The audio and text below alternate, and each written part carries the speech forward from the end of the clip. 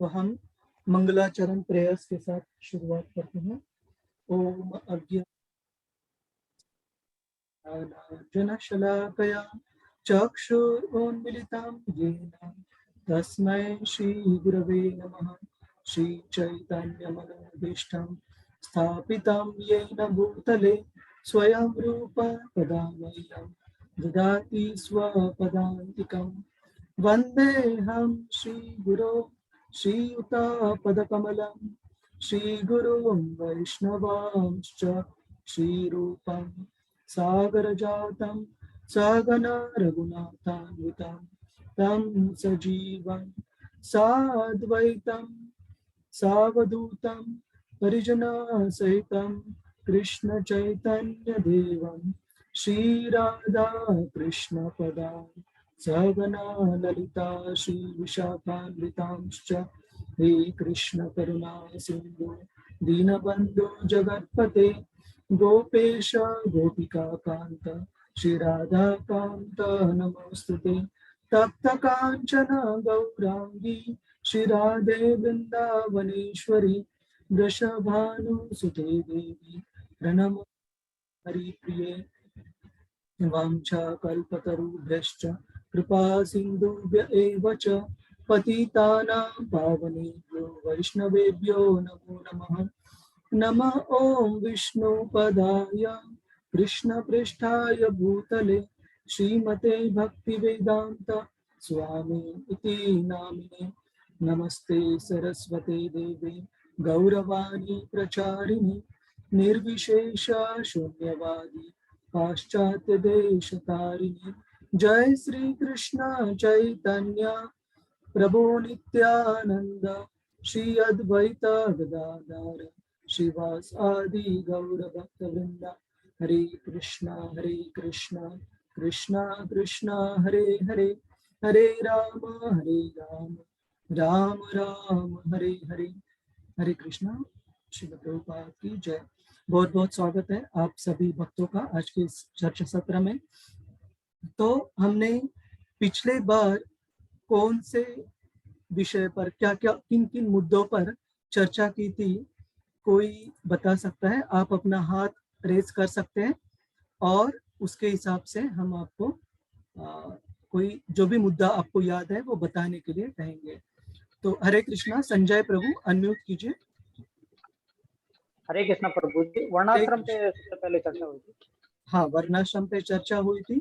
और क्या कोई मुद्दा उस पर याद है आपको? वर्णाश्रम क्यों महत्वपूर्ण है? वर्णाश्रम का जो बेसिक उद्देश्य है वो क्या है? एक सिंपल स्टेटमेंट में अगर आपने हमें बताना है, किस लिए वर्णाश्रम? नहीं, ठीक है, कोई नहीं, बहुत बहुत धन्यवाद। लेकिन वर्णाश्रम पे हमने चर्चा की थी। रजनी माता जी हरे कृष्णा, अनम्यूट कीजिए। हरे कृष्ण प्रभु जी। दंडवत प्रणाम प्रभु जी।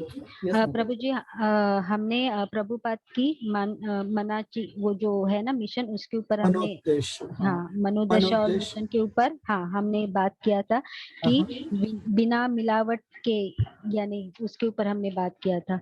बिना मिलावट किसी भी यानी दुनिया में कृष्ण का संदेश नहीं दिया जा सकता और कृष्ण को भगवान के सर्वोच्च व्यक्तित्व के रूप में स्थापित करना था वो सब कुछ। और जितने भी इंद्रिय वो हमें कंट्रोल करके भगवान की सिर्फ और सिर्फ भक्ति में ही अपने आप को रखना है।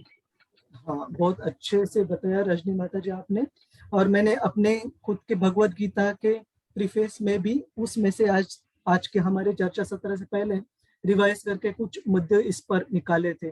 जैसे श्रील प्रभुपाद जी बताते हैं कि बाकी सारी जो टिप्पणियां भगवत गीता की उपलब्ध है मार्केट में, उसमें हम देखते हैं कि काफी सारे जो लेखक हैं उन्होंने अपने अपने विचारों के आधार पर अपने अपने हिसाब से भगवान कृष्ण के उपदेशों को प्रस्तुत किया है।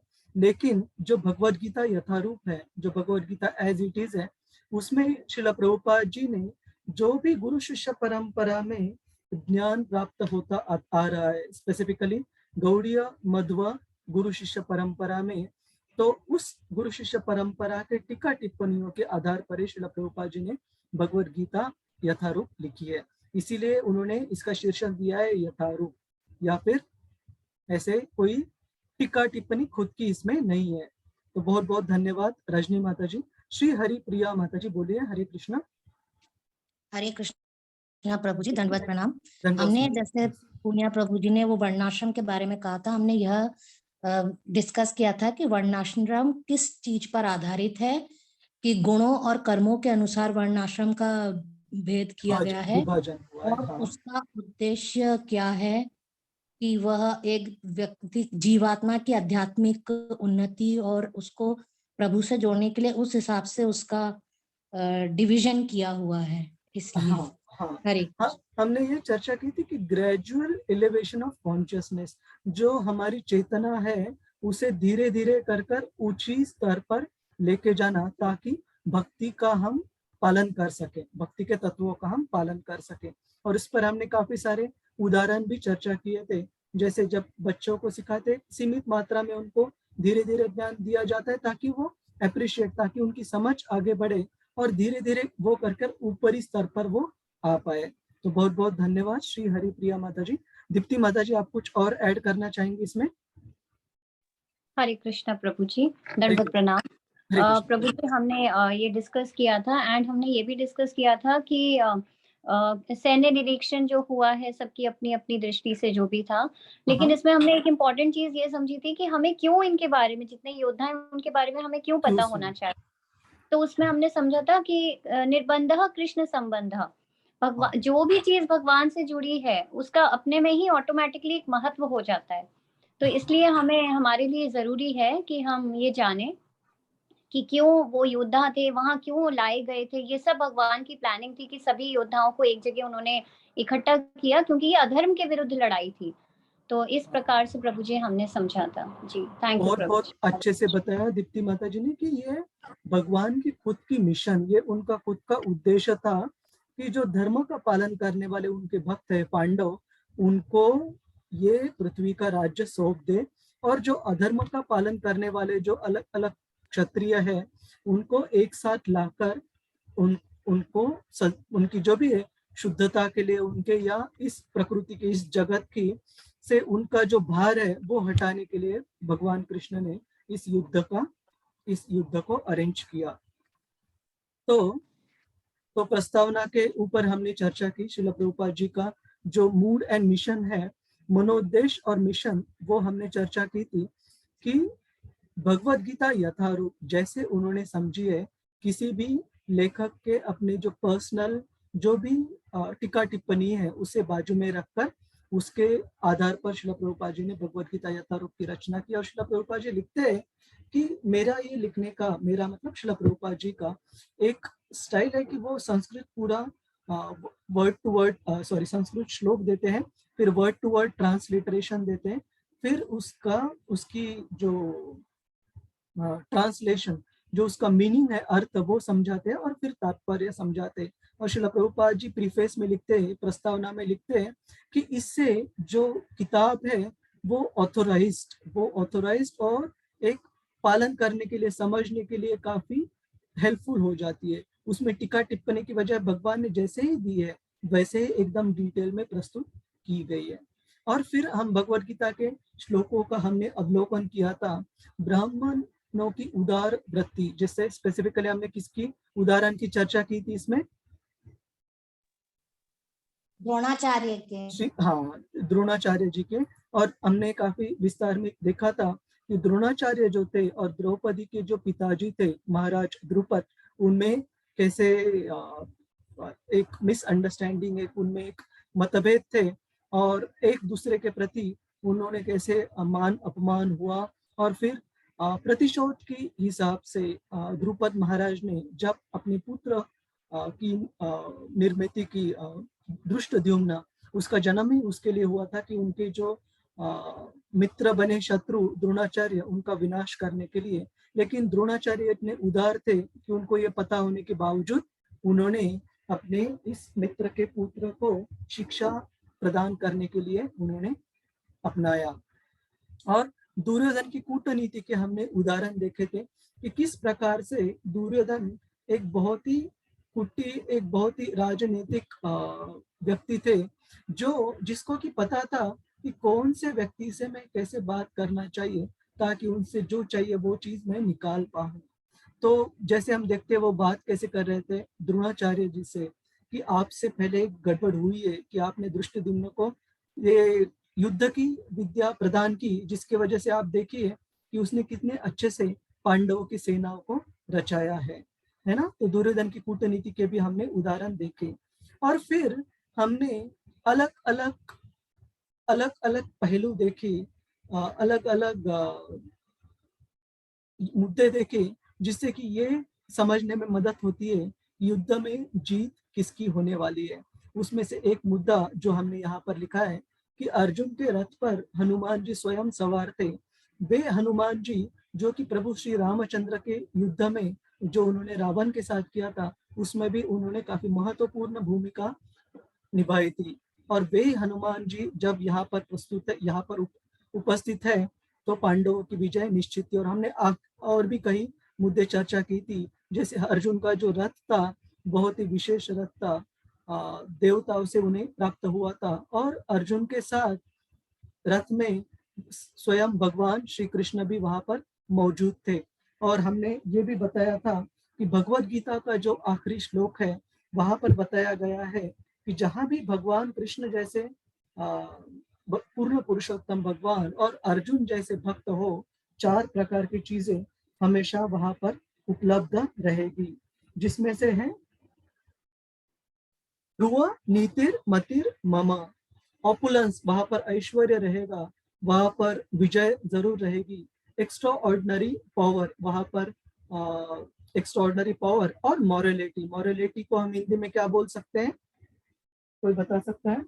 नैतिकता, नीति प्रभु जी। नीति, हाँ, तो नीति भी वहां पर जरूर रहेगी। तो ये अलग अलग हमने जो पांडवों की विजय के जो संकेत थे उसके बारे में चर्चा की थी।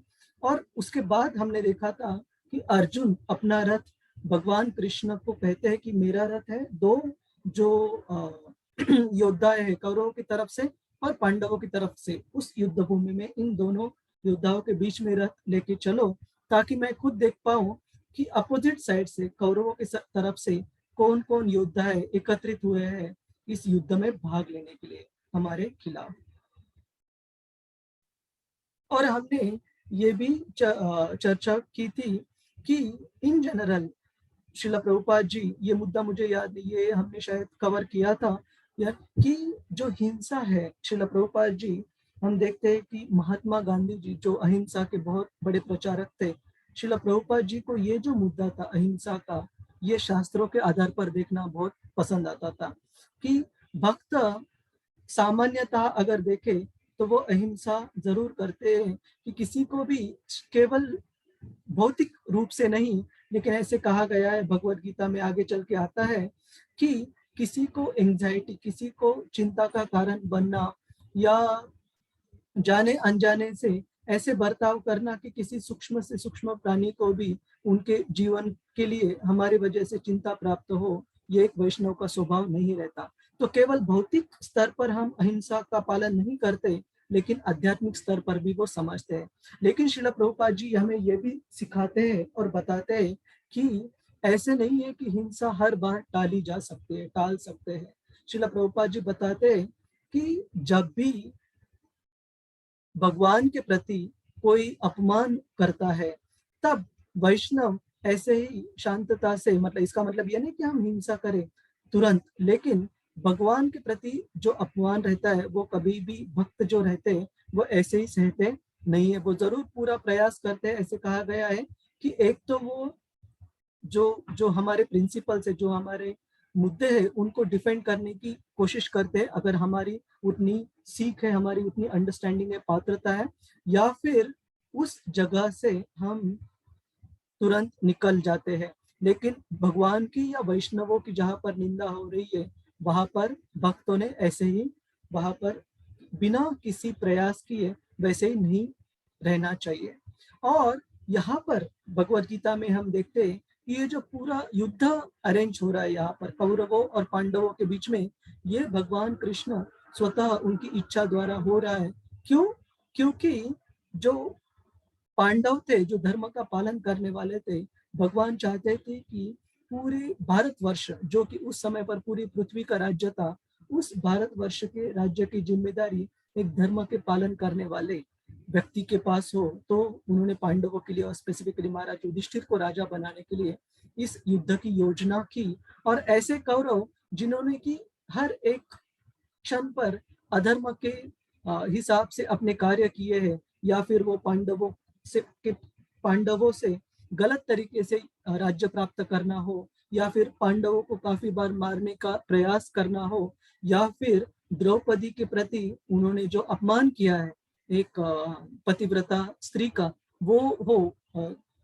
भगवत गीता में कहा गया है श्रीमद् भागवतम में कहा गया है असत सभा, कि जहां भी पतिव्रता नारी का अपमान हो रहा हो, ये समझना चाहिए कि बहुत बहुत ज्यादा बड़ी तरीके से वे आपत्ति को आमंत्रण दे रहे हैं, है ना। तो असत सभा कहा गया है कुंती महारानी से। क्यों असत सभा कहा गया है?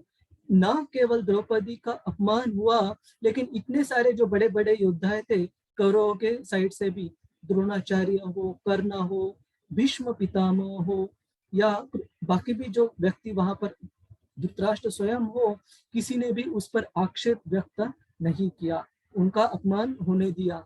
तो ये सारे जो अधर्म के कार्य कौरवों ने किए, ऐसे कहा जाता है कि कोई भी व्यक्ति जब ऐसे अधर्म के, स्पेसिफिकली भक्त के प्रति अपमान के जब कोई कार्य करते हैं, तो उसके जो अच्छे गुण रहते हैं, उसके जो ऐश्वर्य रहते हैं, उसके जो भक्ति के जो भी क्रेडिट्स, जो भी भक्ति के उनके पास क्रेडिट होंगे, वो सारे क्षय हो जाते हैं धीरे धीरे।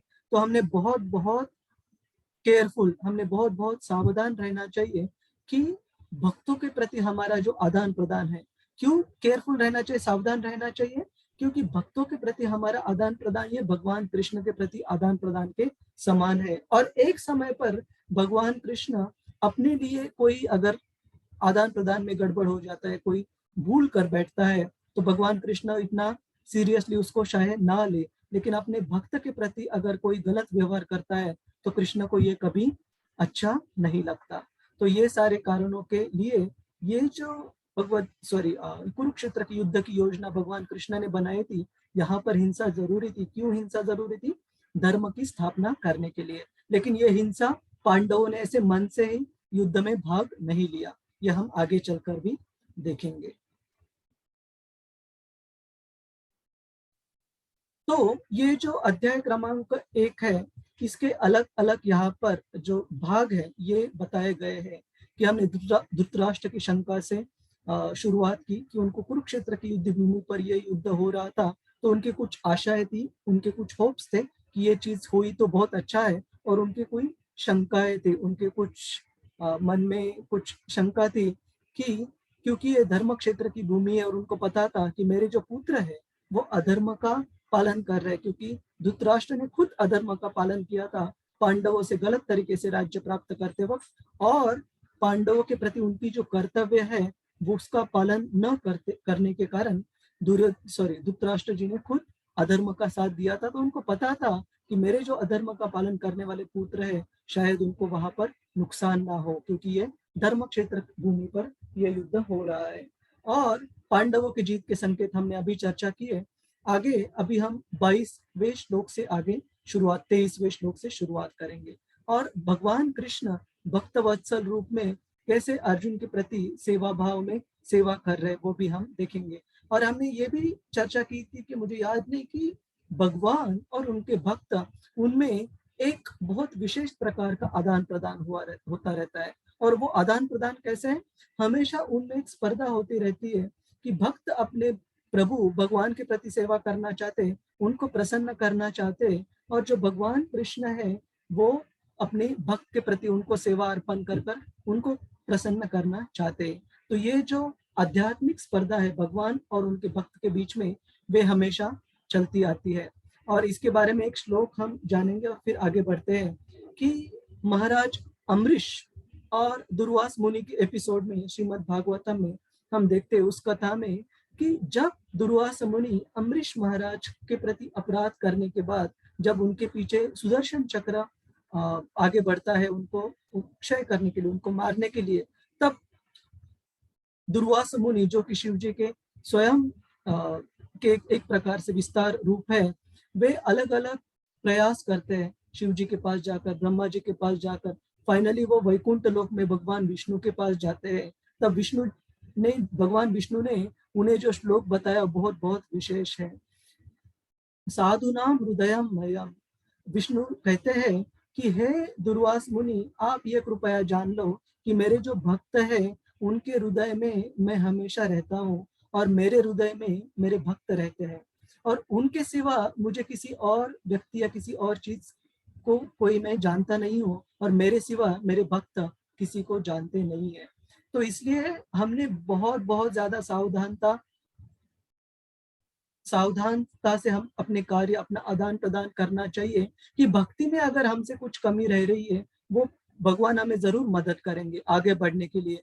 लेकिन जब हम भगवान के भक्तों के साथ आदान प्रदान कर रहे हैं, एक्स्ट्रा केयरफुल रहना चाहिए, बहुत केयरफुल रहना चाहिए, क्योंकि भक्ति में कोई भी दूसरी गलती इस तरीके से हानि नहीं पहुंचाती जैसे भक्तों के प्रति अपराध हो। तो हमने इसमें बहुत ज्यादा सावधान रहना चाहिए। और फिर आगे चलकर हम अर्जुन के युद्ध करने के अलग अलग कारण देखेंगे, और सच सारे जो कारण भगवत गीता में जो प्रिंसिपल कारण बताए गए हैं वो है 5, लेकिन यहाँ पर 4 कारण बताए गए हैं। क्यों?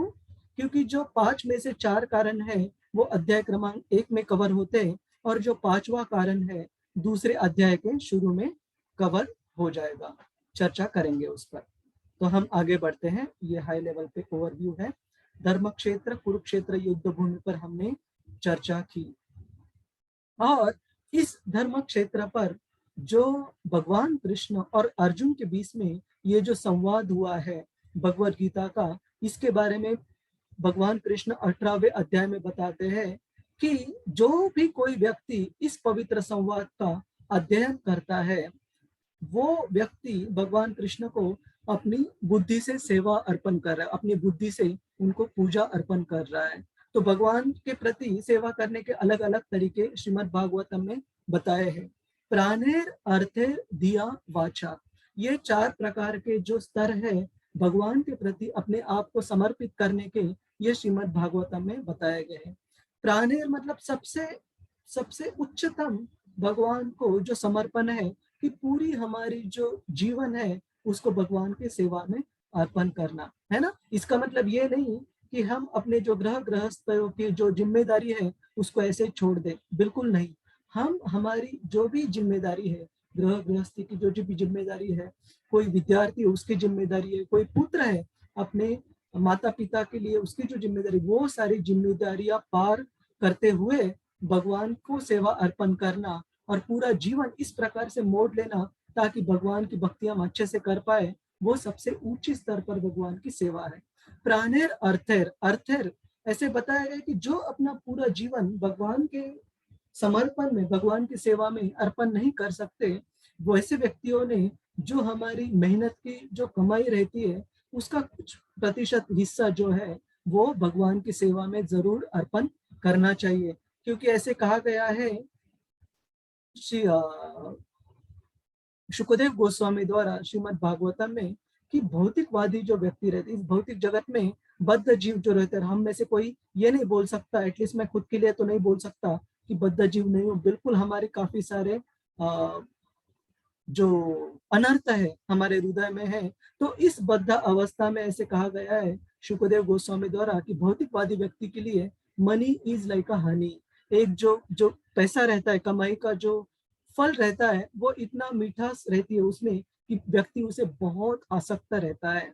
तो हमने हमारे इस फल का, मेहनत के फल का कुछ प्रतिशत हिस्सा भगवान कृष्ण की सेवा में जरूर अर्पण करना चाहिए, जिससे कि जैसे हम देखते हैं कि अगर मैं गवर्नमेंट को बोलूं, भारत सरकार को बोलूं कि ये मैंने मेहनत से कमाई की है, आप क्यों मुझे टैक्स मांग रहे हो, मैं टैक्स नहीं भरूंगा, आपने तो मेरे जॉब के लिए 9 से शाम को 8 बजे तक मेहनत नहीं की, रात भर जग कर मैंने ये पैसा कमाया है। लेकिन गवर्नमेंट बोलेगा ये बहुत अच्छा है, आपने मेहनत से पैसा कमाया है, लेकिन जो कायदे के हिसाब से जो टैक्स है वो तो आपको देना पड़ेगा। लेकिन तभी हमारी जो बाकी जो अर्थार्जन है, जो बाकी कमाई है, वो एक लीगल, वो एक लेजिटिमेट पैसा बन जाएगा जो हम इस्तेमाल कर सकते हैं। वैसे ही जैसे गवर्नमेंट का रहता है, भगवान कृष्ण को हमारे से कोई पैसे की जरूरत नहीं है, वो लक्ष्मीपति है। लक्ष्मी सहस्त्र शतसम रव सेव्यमानम, उनको हजारों लक्ष्मी जी वैकुंठ लोक में उनकी नित्य सेवा करते हैं। लेकिन उनको कोई चीज अर्पण करने से हमारे हृदय का, हमारे पास जो भी कुछ अर्थार्जन है उसकी शुद्धता होती है। सो प्राणेर अर्थेर दिया, दिया मतलब है इंटेलिजेंस, हमारी बुद्धि का प्रयोग कर कर हम भगवान को सेवा अर्पण कर सकते हैं। प्राणेर अर्थेर दिया मतलब हमारा जो बुद्धि है वो, और वाचा, वाचा मतलब हमारी की जो बोलने की जो शक्ति भगवान ने हमें दी है, हमारी जो बोलने की हो, लिखने की हो, जो भी शक्ति है उसका भी भगवान के सेवा में इस्तेमाल करना। तो इस 4 प्रकार से हम भगवान को अपने जीवन में समर्पित हो सकते हैं। तो इसमें जो दिया है, जो इंटेलिजेंस है, जो बुद्धि से भगवान की सेवा करना है, अगर हम भगवद गीता अच्छे से पढ़ रहे हैं, समझने की कोशिश कर रहे हैं, जो महत्वपूर्ण श्लोक है उनको दोहराने की कोशिश कर रहे हैं, उनको याद करने की कोशिश कर रहे हैं, तो वो भी भगवान कृष्ण के प्रति हमारी दिया, हमारी बुद्धि से सेवा करना है कृष्ण के हिसाब से। हरे कृष्णा। निवेदिता माता जी, हरे कृष्णा बोलिए। हरे कृष्णा प्रभु जी, प्राणी का मीनिंग एक बार दोबारा से आप बता देंगे? प्राणेर मतलब माता जी की पूरा जो हमारा जीवन है वो भगवान के प्रति समर्पित करना, पूरा जीवन। ठीक है, प्राणेर अर्थेर, धन्यवाद प्रभु जी। हरे कृष्ण। प्राणेर अर्थेर दिया वाचा। हम आगे बढ़ते हैं। ये 18वें अध्याय में 70वां श्लोक आता है। तो हम आगे बढ़ते हैं 25वां श्लोक, अध्याय क्रमांक 1।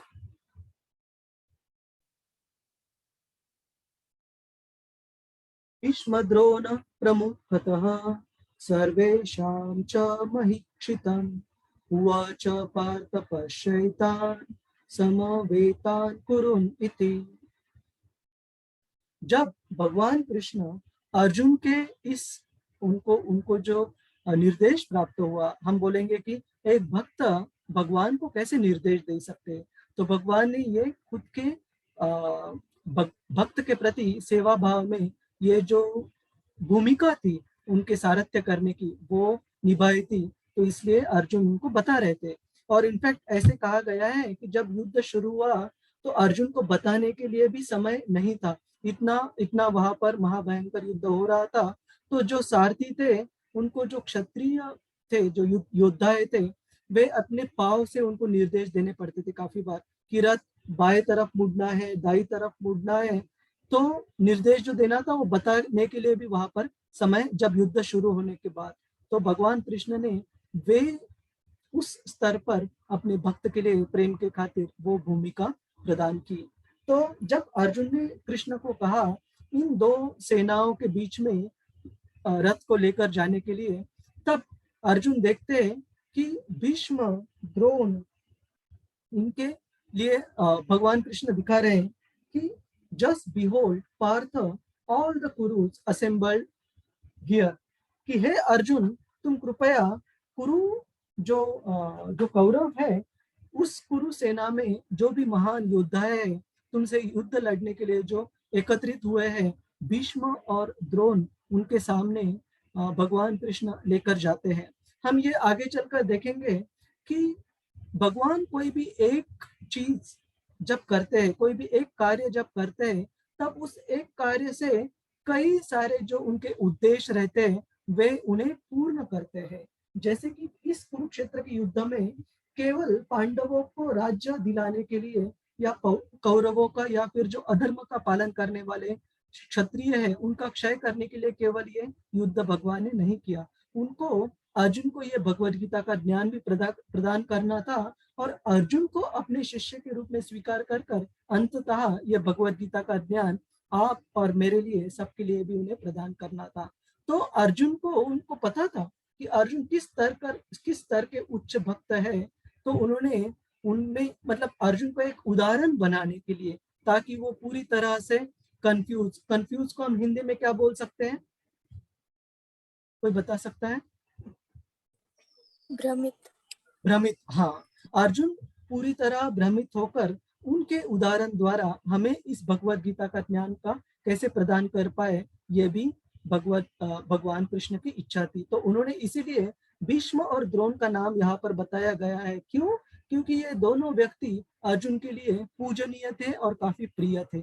भीष्म पितामह होने की वजह से ग्रेट ग्रैंडफादर, और द्रोण उनके जो धनुर्विद्या के जो गुरु थे वो होने के कारण अर्जुन को काफी पूजनीय थे।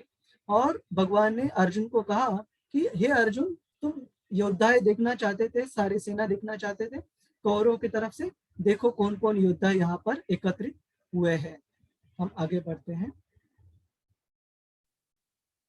तो अब आगे के श्लोकों में अर्जुन के अलग अलग अर्जुन ने दिए हुए कारण हम देखेंगे युद्ध न करने के लिए। और श्रील प्रभुपाद जी अपने तात्पर्य में काफी अच्छे से लिखते हैं, अलग अलग जगह पर वो अलग अलग तात्पर्य अच्छे से समझाते हैं। कहीं पर आप प्रभुपाद जी को लिखते हुए देखेंगे कि ये जो अर्जुन की विशेष गुण है, ये उनकी कमजोरी की वजह से नहीं है, कि ऐसे नहीं था कि उनको डर लगता था युद्ध लड़ने में, लेकिन उनकी जो दया थी अपने प्रियजनों के प्रति, उसके वजह से है। तो प्रभुपाद हमें दिखाते हैं कि अर्जुन एक केवल महान योद्धा ही नहीं, एक केवल महान भक्त ही नहीं, एक महान व्यक्ति भी थे, और इसीलिए वो भक्ति में उच्चतम स्तर प्राप्त करने के लिए पूरी तरीके से लायक, पूरी तरीके से पात्र थे।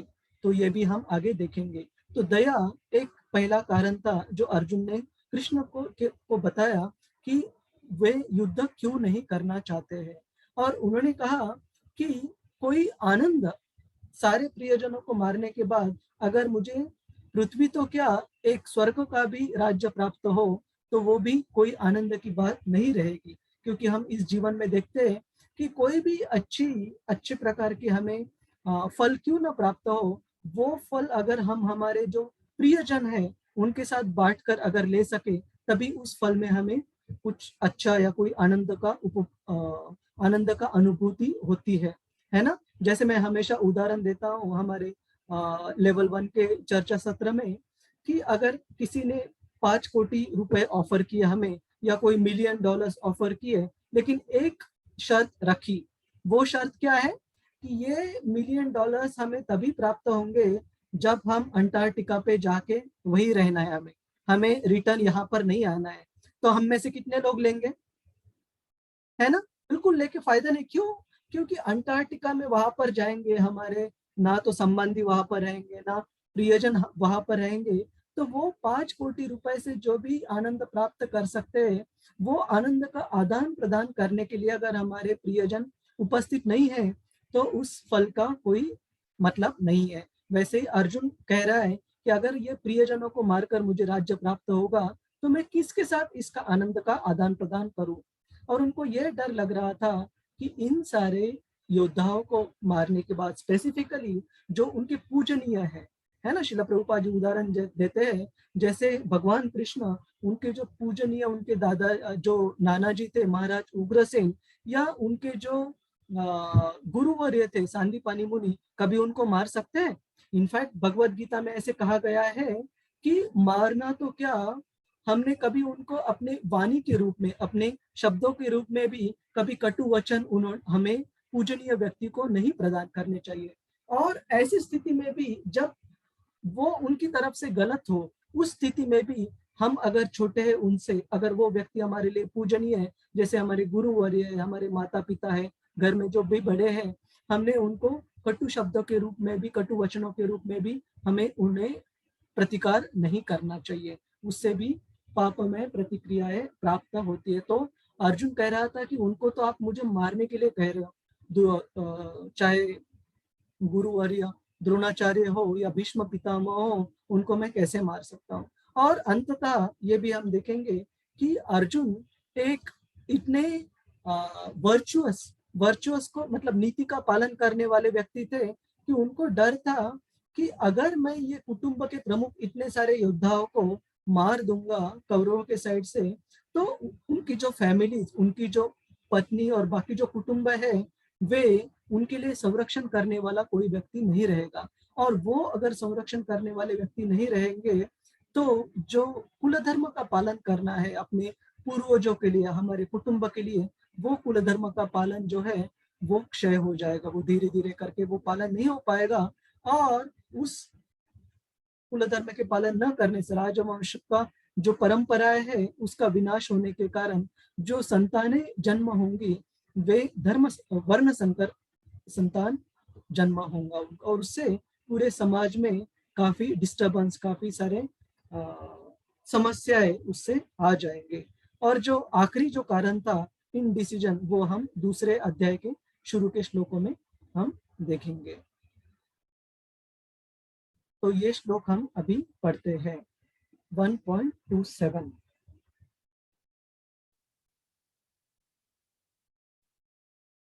अर्जुन कहते हैं तान तान क्षमिक्ष स कौन्तेय सर्वान् बन्धोन् अवस्थितान् कृपया परयाविष्टो विशदान् इदम् अब्रवीत्।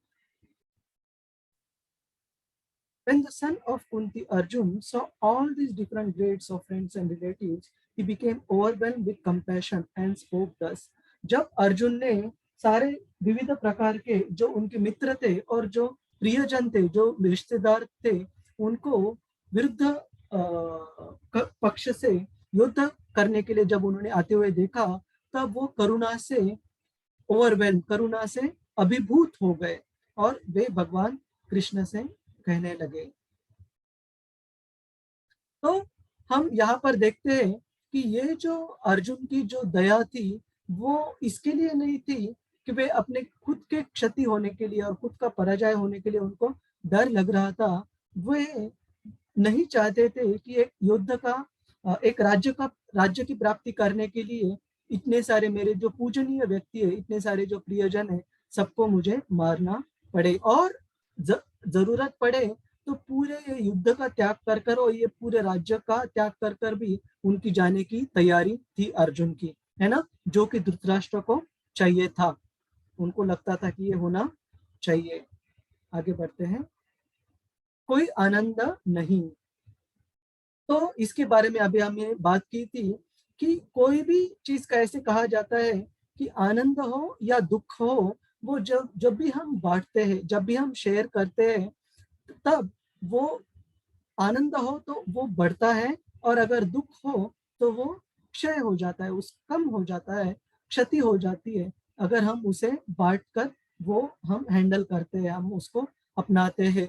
तो हे गोविंद, हमारे लिए राज्य, सुख या जीवन का क्या लाभ है जब वे सभी जिनके लिए हम ये आनंद चाहते हैं, ये हम राज्य की प्राप्ति करना चाहते हैं, अगर ये सब इस युद्ध के मैदान में है और इस युद्ध में अगर ये राज्य प्राप्त करने के लिए उनको मारना पड़ेगा, तो इन धृतराष्ट्र के पुत्र को मारने से हमें क्या सुख मिलेगा। और अर्जुन कहते हैं कि पृथ्वी का राज्य तो छोड़ो, मुझे स्वर्ग का राज्य भी कुछ मिठास उसमें नहीं रहेगी अगर मेरे इन सारे पुत्रों को, कि वो इतना ख्याल रखते थे कि अपने जो चाचा जी है और जो चाची है गंधारी और धृतराष्ट्र, उनको कितनी यातना होगी।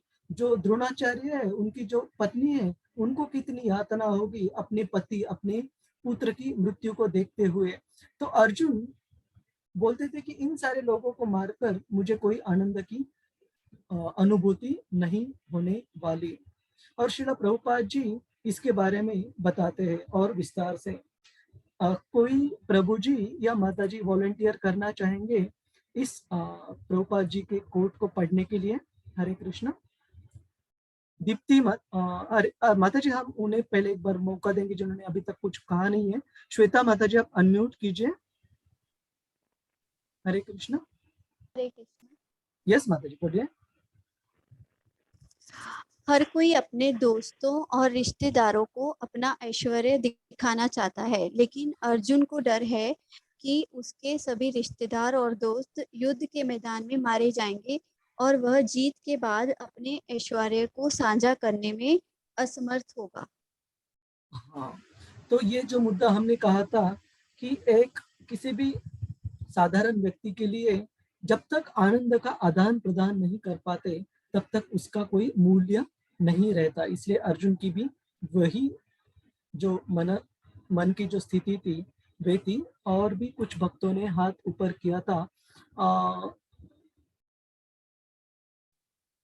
हरे कृष्णा। नेहा माता जी अनम्यूट कीजिए। हरे कृष्णा प्रभु जी, दंडवत प्रणाम। दंडवत माता जी बोलिए। हरे कृष्णा, आवाज आ रही है प्रभु जी? हाँ हाँ। हरे कृष्णा। वह सोच रहा है कृष्ण इतने महत्वपूर्ण नहीं है, मेरा परिवार महत्वपूर्ण है। हालांकि वो भक्त हैं, इसलिए कनिष्क अधिकारी निचले चरण में भक्ति के निचले चरण में कृष्ण भावना अमृत में रुचि हो सकती है, लेकिन उसकी वास्तविक रुचि इस भौतिक जीवन को बेहतर बनाने में है। हाँ, भगवत गीता 1.31।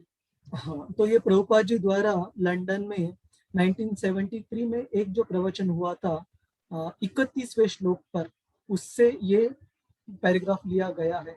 तो यहाँ पर श्रील प्रभुपाद जी बहुत महत्वपूर्ण मुद्दा बताते हैं। जो कनिष्क ने यहाँ कनिष्ठ होना चाहिए, लिखने में थोड़ी गड़बड़ हुई है मुझसे। तो कनिष्ठ अधिकारी, मध्यम अधिकारी और उत्तम अधिकारी, ये भक्ति के स्तर पर अलग अलग भक्तों के स्तर है। उनकी भक्ति में जितनी भी प्रगति हुई है उस हिसाब से। तो कनिष्ठ अधिकारी यहाँ पर श्रील प्रभुपाद जी बताते हैं कि कृष्ण भावना में तो उनकी रुचि रहती है, लेकिन कृष्ण भावना में रुचि कब रहती है उनकी? जब तक उनके खुद के प्रति सारी चीजें जैसी मन चाहे वैसे जब तक हो रही हो, तब तक उनको कृष्ण भावना के प्रति उनकी रुचि रहती है, कृष्ण के प्रसन्नता के लिए।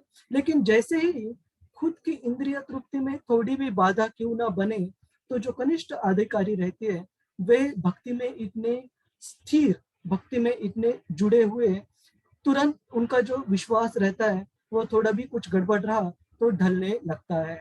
लेकिन जो मध्यम अधिकारी रहते हैं वे भक्ति में और भी थोड़े उनसे ज्यादा प्रगत है, जिसके बारे में बहुत सारे डिटेल्स बताए गए हैं गोस्वामी जी के लिटरेचर में, जो हम आगे भी भक्ति शास्त्री में आगे चलकर भी पढ़ेंगे। लेकिन अपने विश्वास के आधार पर कनिष्ठ अधिकारी, मध्यम अधिकारी और उत्तम अधिकारी, ये भक्तों के स्तर बताए गए हैं। लेकिन जो उत्तम अधिकारी है उसकी हमेशा जो सोच रहती है, उसकी हमेशा जो प्रायोरिटी को हम क्या बोलते, प्राथमिकता, उसकी जो हमेशा प्राथमिकता रहती है वो उसके खुद के कंफर्ट, उसके खुद के आनंद के प्रति प्राथमिकता नहीं रहती। मुझे अपने आनंद से, अपने कंफर्ट से क्या अच्छा लगता है क्या नहीं अच्छा लगता है, इससे लेना देना नहीं है। भगवान कृष्ण को कौन सी चीज उनको आनंद देगी, वे भक्त की हमेशा एक प्राथमिकता रहती है, उत्तम अधिकारी की। और जिसके बहुत सारे उदाहरण शास्त्रों में हम देखते हैं, लेकिन सबसे एक उदाहरण मेरे मन में जो आ रहा है, याद आ रहा है, वो है श्रीमान माधवेंद्र पुरी जी का। आप में से आप भक्तों ने उनकी कथा सुनी है पहले चर्चा सत्र में? जी प्रभु जी। हाँ, बहुत महान भक्त थे। ऐसे कहा गया है कि इस गौड़िया ब्रह्म मध्व गौड़िया संप्रदाय में जो कृष्ण प्रेम का जो सीड, जो बी बोया था, वो श्रीमान माधवेंद्र पुरी जी ने, कि कृष्ण प्रेम प्राप्त करने के लिए कृष्ण की भक्ति कैसे करनी है। देखो, कृष्ण की भक्ति अलग अलग प्रकार से भक्त कोई करते, कोई कृष्ण को एक ऐश्वर्य भाव में समझता है, भजता है। कोई व्यक्ति कृष्ण को एक सखा रूप में, या कोई व्यक्ति कृष्ण को अपने स्वामी के रूप में उनकी पूजा करता है। लेकिन कृष्ण प्रेम प्राप्त करने की जो भावना है, उसके साथ कृष्ण की भक्ति करना, ये श्रीमान श्रीला माधवेंद्र पुरी जी ने हमारे इस ब्रह्म मध्व गौड़ीय संप्रदाय में हमें सिखाया है। और माधवेंद्र पुरी, ये कहा गया है कि उनका स्थान क्या है आध्यात्मिक जगत में? कौन है वो, कोई बता सकता है? आध्यात्मिक जगत में वे एक कल्पतरु वृक्ष है, जो कि भगवान के सेवा में नित्य लगे रहते हैं। वे कोई साधारण व्यक्ति नहीं है। तो ऐसे माधवेंद्र पुरी, जब उनकी उम्र काफी बड़ी, मतलब काफी एजेड थे, काफी उम्र थी उनकी, उस समय, उस एज में, जब गोपाल जी ने, जो कि वृंदावन में गोवर्धन स्थित गोपाल जी हैं, जब उनकी स्थापना हुई मंदिर में, और काफी सालों तक जमीन के नीचे दबे रहने के कारण उनको गर्मी की अनुभूति हो रही थी गोपाल जी को।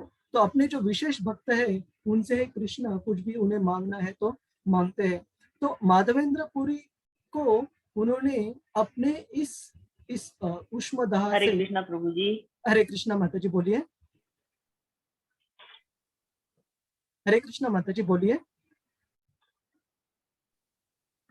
प्रभु जी आवाज नहीं आ रही थी। आवाज नहीं अब आ आई रही? है। अच्छा अच्छा, सॉरी माता जी, फिर से अगर डिस्टर्बेंस हुआ तो बोल दीजिएगा, ठीक है।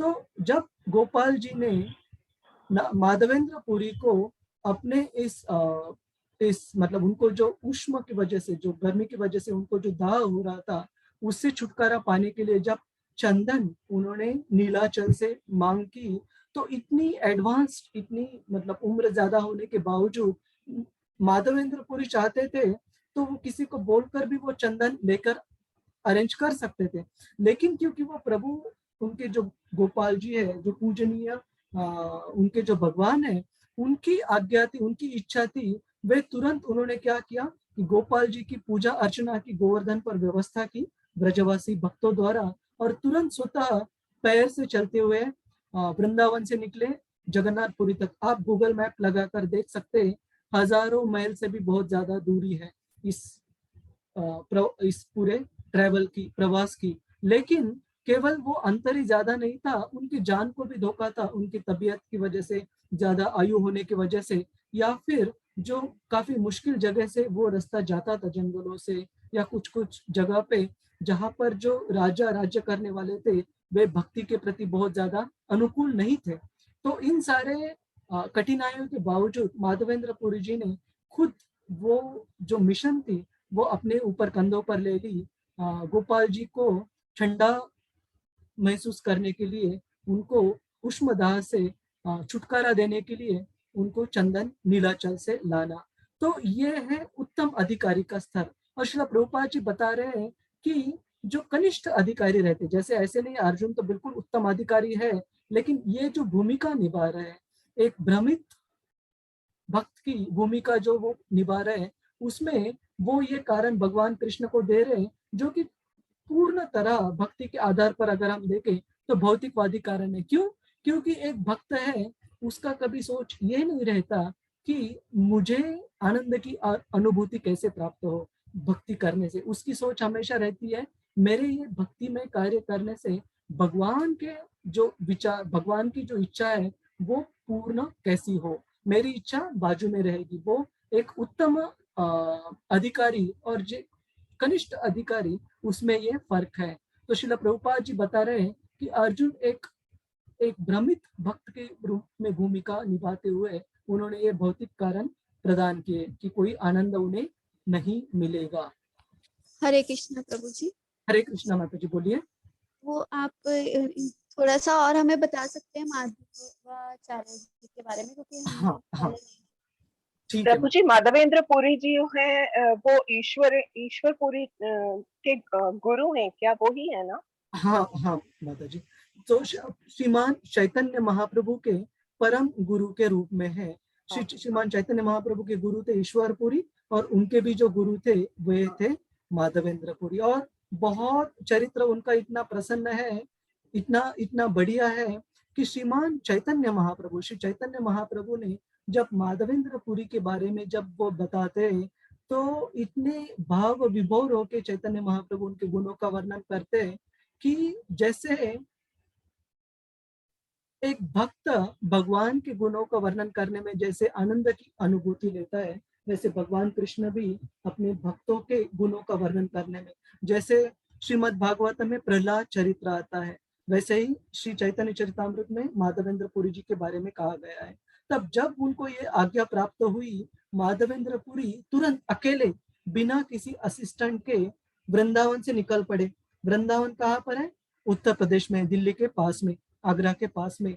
वहां से निकल पड़े उड़ीसा में श्री जगन्नाथपुरी, जहाँ की नीलाचल पर्वत है, वहां का चंदन जो है वो काफी प्रसिद्ध है।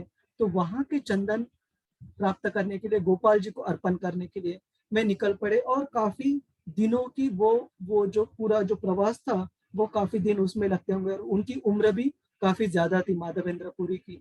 तो वो उतने दिन रात चलकर धीरे धीरे बीच में जहाँ भी उन्होंने रेस्ट भी लिया होगा, उन्होंने अपना प्रवास आगे बढ़ा। और जब वो एक स्पेसिफिक जगह पर गए, रेमुना नाम की जगह है, उड़ीसा में, आप गूगल कर बाद में भी देख सकते हैं। वह एक बहुत विशेष अर्च विग्रह भगवान के, गोपीनाथ जी के, श्री राधा गोपीनाथ जी। और माधवेंद्र पुरी ने वहां रात में स्टे करने का उन्होंने प्लान किया, गोपीनाथ जी। और गोपीनाथ जी को एक विशेष प्रकार का भोग वहां पर अर्पण किया जाता था और अभी भी अर्पण किया जाता है, जिसे कहते हैं, किसी को याद है क्या कहते हैं उसे? खीर का। हाँ, खीर का। बट खीर का भी एक नाम है उसका, मुझे नाम याद नहीं आ रहा है, अमृत कुछ तो है, मैं याद आने के बाद आपको बताऊंगा। लेकिन एक खीर, विशेष प्रकार की खीर उनको अर्पण की जाती है, तो नाम याद नहीं आ रहा। तब माधवेंद्र पुरी जी को जब पता चला कि ये जो खीर का भोग है वो अर्पण करते थे, तो उनको जस्ट एक बार मन में विचार आया कि जस्ट अगर मुझे ये पता चले कि ये खीर चखने में कैसी रहती है, तब मैं ये मेरे जो प्रभु जी है गोपाल जी, उनके लिए भी ये बनाकर उन्हें अर्पण करूं। लेकिन जैसे ही उनके मन में ये ख्याल आया, तो उनको तुरंत काफी खुद को बहुत उन्होंने डांट दी। क्यों? उनको काफी बुरा लगा कि अभी भगवान को ये भोग अर्पण हो रहा है और ये भोग पूरा अर्पण हुआ भी नहीं और मैं इसे चखने के लिए सोच रहा हूँ, तो ये बहुत ही गलत भावना है, ऐसे नहीं करना चाहिए। तो वो अपने खुद के प्रति निराश होकर वो जाकर कहीं बैठ गए दूर जगह। लेकिन जब वो भोग पूर्ण हुआ, जो ऑफरिंग थी वो पूर्ण हुई, और पुजारी जी ने उन्होंने जो भी मटके में खीर की ऑफरिंग बनाई थी, भोग लगाया था, और जो भी 12 वगैरह जो भी मटके में ये खीर लगाई थी, तो सारे मटके उन्होंने लेकर गए। लेकिन वो लेकर जाने के बाद मंदिर का जो भी पर्दा पूरा शाम को बंद करने के बाद, तब उनके स्वप्न में भगवान गोपीनाथ जी वहां पर आए और उन्होंने कहा कि आपने जो मुझे भोग लगाए थे मटकों में, जो भी 12 मटके वगैरह, उसमें से एक मटका मैंने छुपा कर मेरे पीछे रखा है, और आप जो मटके लेकर गए प्रसाद के, उसमें सारे मटके आए नहीं है, एक मटका कम है, और वो मैंने मेरे जो प्रिय भक्त है श्री माधवेंद्र पुरी, जो कि रेमुना में अभी उपस्थित है, उनके लिए ये छुपा के रखा है। तो आप कृपया ये आइए, ये मटका लीजिए और मेरे इन भक्त को माधवेंद्र पुरी को दे दीजिए, सौंप दीजिए। तब पुजारी जी जब उठे, उन्होंने ये अपने सपने में ये देखने के बाद, तब उन्होंने वो ऑल्टर में गए, वो मटका लिया, और पूरे रेमुना में, गांव में वो आवाज जोर से बुलाते हुए चल रहे थे, माधवेंद्र पुरी आप कौन हो, जिनके लिए गोपीनाथ जी ने स्वयं ये प्रसाद छुपाकर चुराया। तब से उस जो अर्च विग्रह है उनका नाम हो गया खीर चोर गोपीनाथ, श्री राधा खीर चोर गोपीनाथ। रेमुना में बहुत सुंदर मंदिर है। तब माधवेंद्र पुरी जी को जब पता चला, तब उनको बहुत, वो मटका तो उन्होंने आनंद से लिया और काफी भाव विभोर हो गए कि अपने भगवान ने, अब जो पूजनीय उनके जो पूर्ण पुरुषोत्तम भगवान है, उन्होंने उनके लिए इस प्रकार से प्रसाद की व्यवस्था की, उनकी इच्छा पूर्ण करने के लिए। लेकिन वो काफी चिंता में आ गए कि ये अगर सारे बाकी लोगों को पता चल गया कि मेरे लिए भगवान ने ये खीर का मटका चुराया था, तो मुझे बहुत ज्यादा प्रसिद्धि मिल जाएगी। और एक भक्त रहता है, वो पूजा लाभ प्रतिष्ठा, श्रील भक्ति सिद्धांत सरस्वती कहते हैं, पूजा लाभ प्रतिष्ठा शुक्र विष्ठा। एक जो डॉग, एक जो कुत्ता रहता है, उसकी विष्ठा बहुत ही एबोमिनेबल मतलब बहुत ही, एबोमिनेबल को हम हिंदी में क्या कहते हैं? घृणित प्रभु जी, घृणित, घृणा करने योग्य, घृणित। हाँ। तो एक हरे कृष्णा प्रभु जी। हरे कृष्णा माता जी, बोलिए। प्रभु जी, वो खीर का नाम अमृत केली था। हाँ, मैंने अभी जस्ट आपका चैट देखा, श्री हरि माता जी, आपने बहुत अच्छा, अभी याद आया आपने बताने का, अमृत के लिए। हाँ, तो इस अमृत के, और प्रभु जी वो 12 मटके थे, उसमें से एक चुराया था गोपीनाथ जी ने। तब माधवेंद्र पुरी ने वो प्रसाद ग्रहण करने के बाद इतना उनको अच्छा लगा कि उन्होंने जो मटका था वो भी तोड़कर अपने कपड़ों में बांधकर ले लिया, क्योंकि मटका भी वो फेंकना नहीं चाहते थे कि वो गोपीनाथ जी का महाप्रसाद था। तो माधवेंद्र पुरी जी ने सोचा कि ये अगर प्रसिद्धि मुझे प्राप्त हो जाएगी तो सारे लोग मेरा गुणगान करने लगेंगे, इसलिए उसी रात वो रेमुना छोड़कर आगे बढ़ गए। उस रात उन्होंने वहां रुकने का जो प्लान था वो चेंज कर दिया। लेकिन भगवान भक्त को जब प्रसिद्धि देना चाहे तब वो भगवान जो भक्त है रोक कर भी उसे नहीं रोक सकते।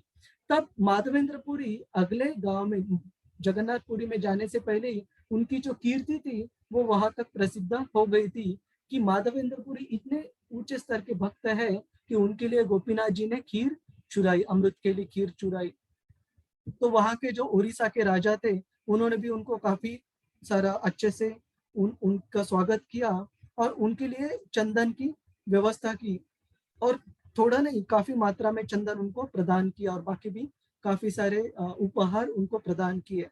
तो अभी तो चंदन बहुत महंगा है, उस समय पे भी चंदन की बहुत बहुत कीमत थी।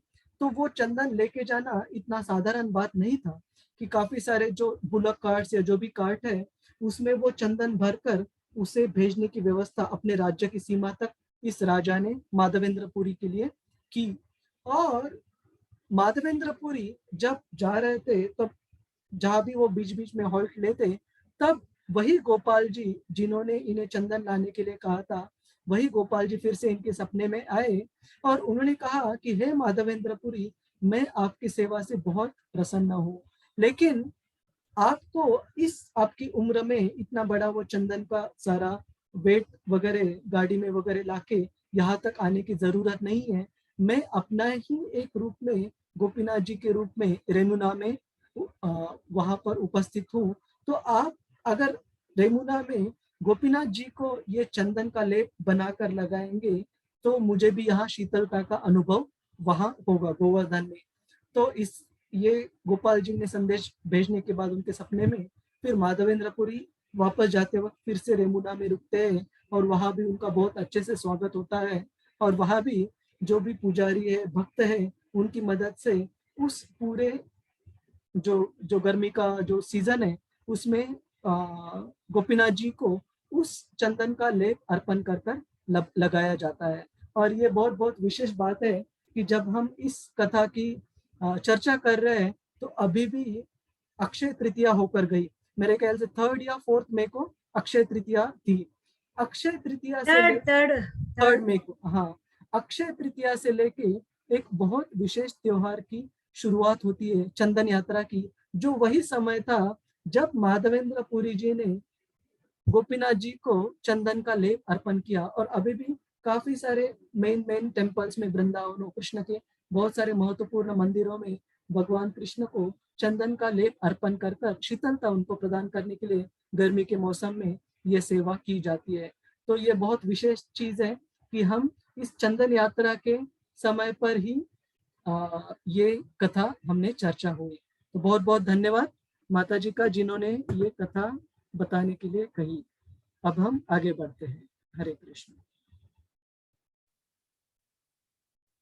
तो 2 कारण हो गए, एक था अपने प्रियजनों के प्रति दया और दूसरा कारण था कि कोई आनंद की अनुभूति न होना राज्य प्राप्त होने के बाद भी।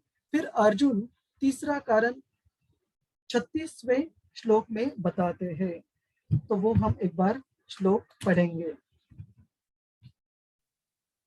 36वें श्लोक में अर्जुन कहते हैं, पापम एवाश्रये अस्मान् हत्वैतान् आततायिनः तस्मान्नर्ह वयं हन्तुं धृतराष्ट्रान् सबान्धवान् स्वजानं हि कथं हत्वा सुखिनः स्याम माधव। यदि हम ऐसे आततायी मतलब जो कि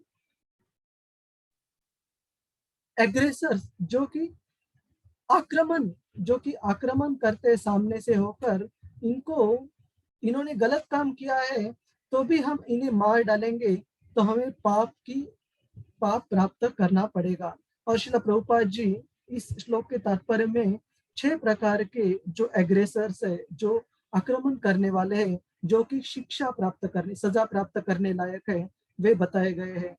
कोई व्यक्ति अगर किसी को विष देता है या फिर कोई किसी का घर जला देता है या कोई व्यक्ति किसी के ऊपर जो काफी डेडली, काफी जो भयानक प्रकार के जो शस्त्रास्त्र है उससे आक्रमण करता है, या कोई किसी का ऐश्वर्य लूट लेता है, या कोई किसी का जो जमीन है उसे जबरदस्ती हड़प लेता है, या फिर कोई किसी की पत्नी का अपहरण करता है, तो ऐसे व्यक्ति को ये सजा के लिए सजा प्राप्त करने के लिए व्यक्ति योग्य है। तो इन्हें सजा देने के बाद कोई जो पाप है उसे प्राप्त नहीं होता। यहाँ पर कहा गया है no sin is incurred by killing such aggressors. ऐसे आक्रमण करने वाले व्यक्तियों को सजा देने से कोई पाप की प्राप्ति नहीं होती। लेकिन अर्जुन इतने, श्रील प्रभुपाद जी लिखते हैं, he was saintly in character, वो इतने साधु, उनका जो स्वभाव था ये था कि वो ऐसे आक्रमण करने वाले व्यक्तियों से भी अपने साधु भाव में उनसे आदान प्रदान करना चाहते थे। वो उनको भी मारना नहीं चाहते थे। उनको डर लगता था कि इन्हें मारने के बाद भी इन्हें पाप की प्राप्ति होगी। और श्री प्रभुपाद जी ऐसे लिखते हैं कि एक जो क्षत्रिय है उन्होंने एक साधु संत की जो भी गुण है वो उनमें होना बहुत जरूरी है, लेकिन वो जो क्षत्रिय राज्य करने वाला हो उसे डरपोक नहीं होना चाहिए। क्यों? क्षत्रिय का कारण है क्षत्रायते इति, जो सामान्य नागरिक को क्षत मतलब हानि पहुंचाने से बचाता है, वो एक प्रकार से क्षत्रिय है। तो अगर वो कवर्ड, अगर वो डरपोक रहा तो वो सुरक्षा है वो प्रदान कैसे कर सकता है, ये भी श्रील प्रभुपाद जी बताते हैं। तो ये तीसरा कारण है पाप में जो प्रतिक्रियाएं है, जो रिएक्शंस है। हरे कृष्ण। हम आगे बढ़ते हैं। तो 3 कारण हो गए हमारे, और ये जो चौथा कारण है ये बहुत ही महत्वपूर्ण कारण है। यहाँ पर अर्जुन बताते हैं कि इन सारे योद्धाओं को अगर मैं इस युद्ध भूमि पर ये मारे जाएंगे हमारे हाथों, तो जो परिवार के बुजुर्गों के प्रति जो भी परंपराएं हैं, जैसे श्राद्ध उनको अर्पण किया जाता है, श्राद्ध में उनको भगवान विष्णु के प्रति भोग अर्पण कर कर वो प्रसाद जो बुजुर्ग जिनकी मौत हुई है उनको अर्पण किया जाता है, ताकि पितृलोक में अगर वो, जो कि एक ऊंचे लोक में आता है पितृलोक, वहां पर अगर वो वास कर रहे हैं, उनको आनंद की अनुभूति हो रही है, वो वहां पर कंटिन्यूड वहां पर वास कर सके, आनंद की अनुभूति कर सके, इसलिए उन्हें श्राद्ध जो पिंडदान है वो किया जाता है। और उन्हें इन भगवान विष्णु के प्रसाद का उनको अर्पण कर कर उन्हें उच्च गति भी प्राप्त होती है। और अगर ये श्राद्ध ठीक से परफॉर्म नहीं किए जाते अपने वंशजों द्वारा, तो ये जो हमारे पितृगण है उनको भी निम्न योनि में जन्म लेना पड़ता है, उनको भी यातनाएं भुगतनी पड़ती है। तो अर्जुन कह रहे हैं कि इन योद्धाओं को मैं मारूंगा तो जो स्त्रियां है, जो कुटुंब है, वे सुरक्षित नहीं रहेंगे, वर्ण संकर की निर्मित होगी। और ऐसे वर्ण संकरों की वजह से जो कि पारिवारिक परंपराएं चलती आ रही है, जैसे श्राद्ध हो, बाकी सारे जो परंपराएं, वो सब रुक जाएंगी। और ये परंपराएं रुक जाएंगी तो परिवार के जो बुजुर्ग है जिनकी मृत्यु हुई है पहले, उनको भी दुख भुगतने पड़ेंगे। और ऐसे वर्ण संकरों से जो पूरा परिवार है वो अधर्म में संलग्न हो जाएगा, शामिल हो जाएगा। और एक जो पतिव्रता का जो पालन है, पतिव्रता व्रत का, वो भी ह्रास हो जाएगा। और वर्ण संस्कार जो अवांछित संतानें हैं, जिससे कि सब जो अशांति सब जगह फैल जाएगी, वे वर्ण संकर पैदा होंगे, परंपराओं का विनाश हो जाएगा। और सामुदायिक जो परियोजनाएं हैं, जो कि पूरे समाज के कल्याण के लिए गतिविधियां हैं, वो कार्य पूरे रुक जाएंगे अगर मैं इन सारे योद्धाओं को मारता हूं तो इस प्रकार से श्री भगवान कृष्ण से अपने अलग अलग जो मत है वो प्रकट करने के बाद अर्जुन इतने दुखी हो गए कि ऐसे कहा गया है कि वे अपना जो गांडीव धनुष्य थे वे भी उठा नहीं पा रहे थे, वो उन्होंने नीचे रख दिया और भगवान कृष्ण के प्रति वे सामने आकर बैठ गए, शरण आ गए। अर्जुन ने अपना धनुष बाण अलग कर दिया, उसका मन दुख से भर गया था। कोई भक्त यहाँ पर वॉलंटियर करना चाहेंगे? वंदना माता जी, हरे कृष्णा, अनम्यूट कीजिए। हरे कृष्ण प्रभु जी, दंडवत प्रणाम प्रभु जी। दंडवत माता जी। भगवान कृष्ण के सहयोगी होने के नाते अर्जुन सभी अज्ञानता से ऊपर था, लेकिन अर्जुन को कुरुक्षेत्र के युद्ध के मैदान में अज्ञानता में डाल दिया गया था, ताकि भगवान कृष्ण से जीवन की समस्याओं के बारे में सवाल किया जा सके, ताकि भगवान उन्हें मानव के भावी पीढ़ियों के लाभ के लिए समझा सके और जीवन की योजना तैयार करें। तब मनुष्य उसके अनुसार कार्य कर सकता था और मानव जीवन के मिशन को पूर्ण कर सकता था। हरे कृष्ण प्रभु जी। बहुत बहुत धन्यवाद वंदना माता जी। तो यहाँ पर हम ये थोड़ी देर पहले जो बात कर रहे थे कि अर्जुन साधारण भक्त नहीं है। इनफैक्ट ऐसे कहा गया है कि सारे पांडव जो है, द्रौपदी, कुंती देवी, ये भगवान के नित्य सिद्ध भक्त है, जो हमेशा भगवान के साथ उनके भगवत लोक में वास करते हैं। तो हमने कभी ये समझना नहीं चाहिए कि अर्जुन में कुछ कमियां थी जिसके लिए भगवान को भगवत गीता बोलनी पड़ी। भगवान ने अर्जुन को, अपने भक्त को, एक भ्रमित योद्धा के रूप में प्रस्तुत किया, ताकि ये भगवत गीता का ज्ञान वो बता पाए। और वो अर्जुन के लिए नहीं, लेकिन अर्जुन के थ्रू हमारे सबके लिए ये भगवत गीता का ज्ञान प्रदान करने के लिए भगवान कृष्ण ने अपने भक्त का चुनाव किया। और आगे चलकर भी आता है, भक्तों सी में सखा चेती, क्योंकि अर्जुन कृष्ण के भक्त थे, उनके प्रति बिल्कुल ईर्ष्या नहीं रखते थे, इसलिए उनको चुना गया इस भगवत गीता का ज्ञान प्रदान करने के लिए। तो हमने कभी भी ये सोचना नहीं चाहिए कि अर्जुन सही में पति थे या फिर वो कनिष्ठ भक्त भी, उनको केवल उदाहरण के तौर पर भगवान ने उस स्थिति में रखा था। और जैसे श्रील प्रभुपाद जी और बाकी जगह भी उदाहरण देते हैं कि एक जो सासू माँ रहती है, अपनी अगर जो डॉटर इन लॉ अपने बहू को अगर वो कोई चीज सिखानी हो, और बहू अगर जस्ट घर में आई हो, तो तुरंत करेक्शन नहीं देती वो। क्यों? क्योंकि बहू को थोड़ा डर लग सकता है या थोड़ा ऑड लग सकता है वो समझने के लिए। तो क्या करती है, उस सासू माँ को जब भी डांटना हो, अपनी बेटी को गलती के लिए डांटती है, और उस डांट से बहू भी सीख जाती है कि मैंने क्या करना चाहिए, क्या नहीं करना चाहिए। उसी प्रकार से श्रील प्रभुपाद जी बताते हैं कि भगवान कृष्ण भी सामान्य मनुष्य, आपके लिए, मेरे लिए भी भगवत गीता के ज्ञान का जो उपदेश करना है, वो उपदेश समझाने के लिए, बताने के लिए अपने जो निज भक्त है अर्जुन, जो उनके प्रिय भक्त है, नित्य सिद्ध भक्त है, उनको उन्होंने उदाहरण के तौर पर इस्तेमाल किया। और एक और चीज हमने समझना चाहिए कि इस पृथ्वी पर भी जो अनंत काल में, मतलब इस कॉस्मिक मैनिफेस्टेशन में जो भी व्यक्ति उपस्थित है, जैसे हनुमान जी है, अश्वत्थामा है, अश्वत्थामा को तो सजा मिली इसलिए है, और भी व्यासदेव है, उस व्यक्तियों में नर नारायण ऋषि भी इस पृथ्वी पर उपस्थित है। और ये नर नारायण ऋषि मतलब भगवान श्री कृष्ण और अर्जुन, ये दोनों ही है जो हिमालय में एक विशेष जगह पर अभी भी तपस्या कर रहे हैं।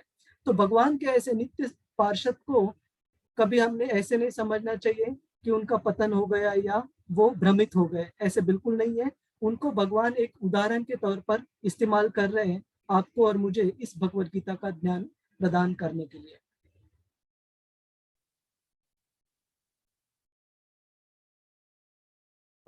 तो ये श्लोक अभी हमने देखा कि इन योद्धाओं का विनाश करने से कैसे जो कुल की स्त्रियां हैं उनकी सुरक्षा नहीं हो पाएगी और वर्ण संकर पैदा होंगे।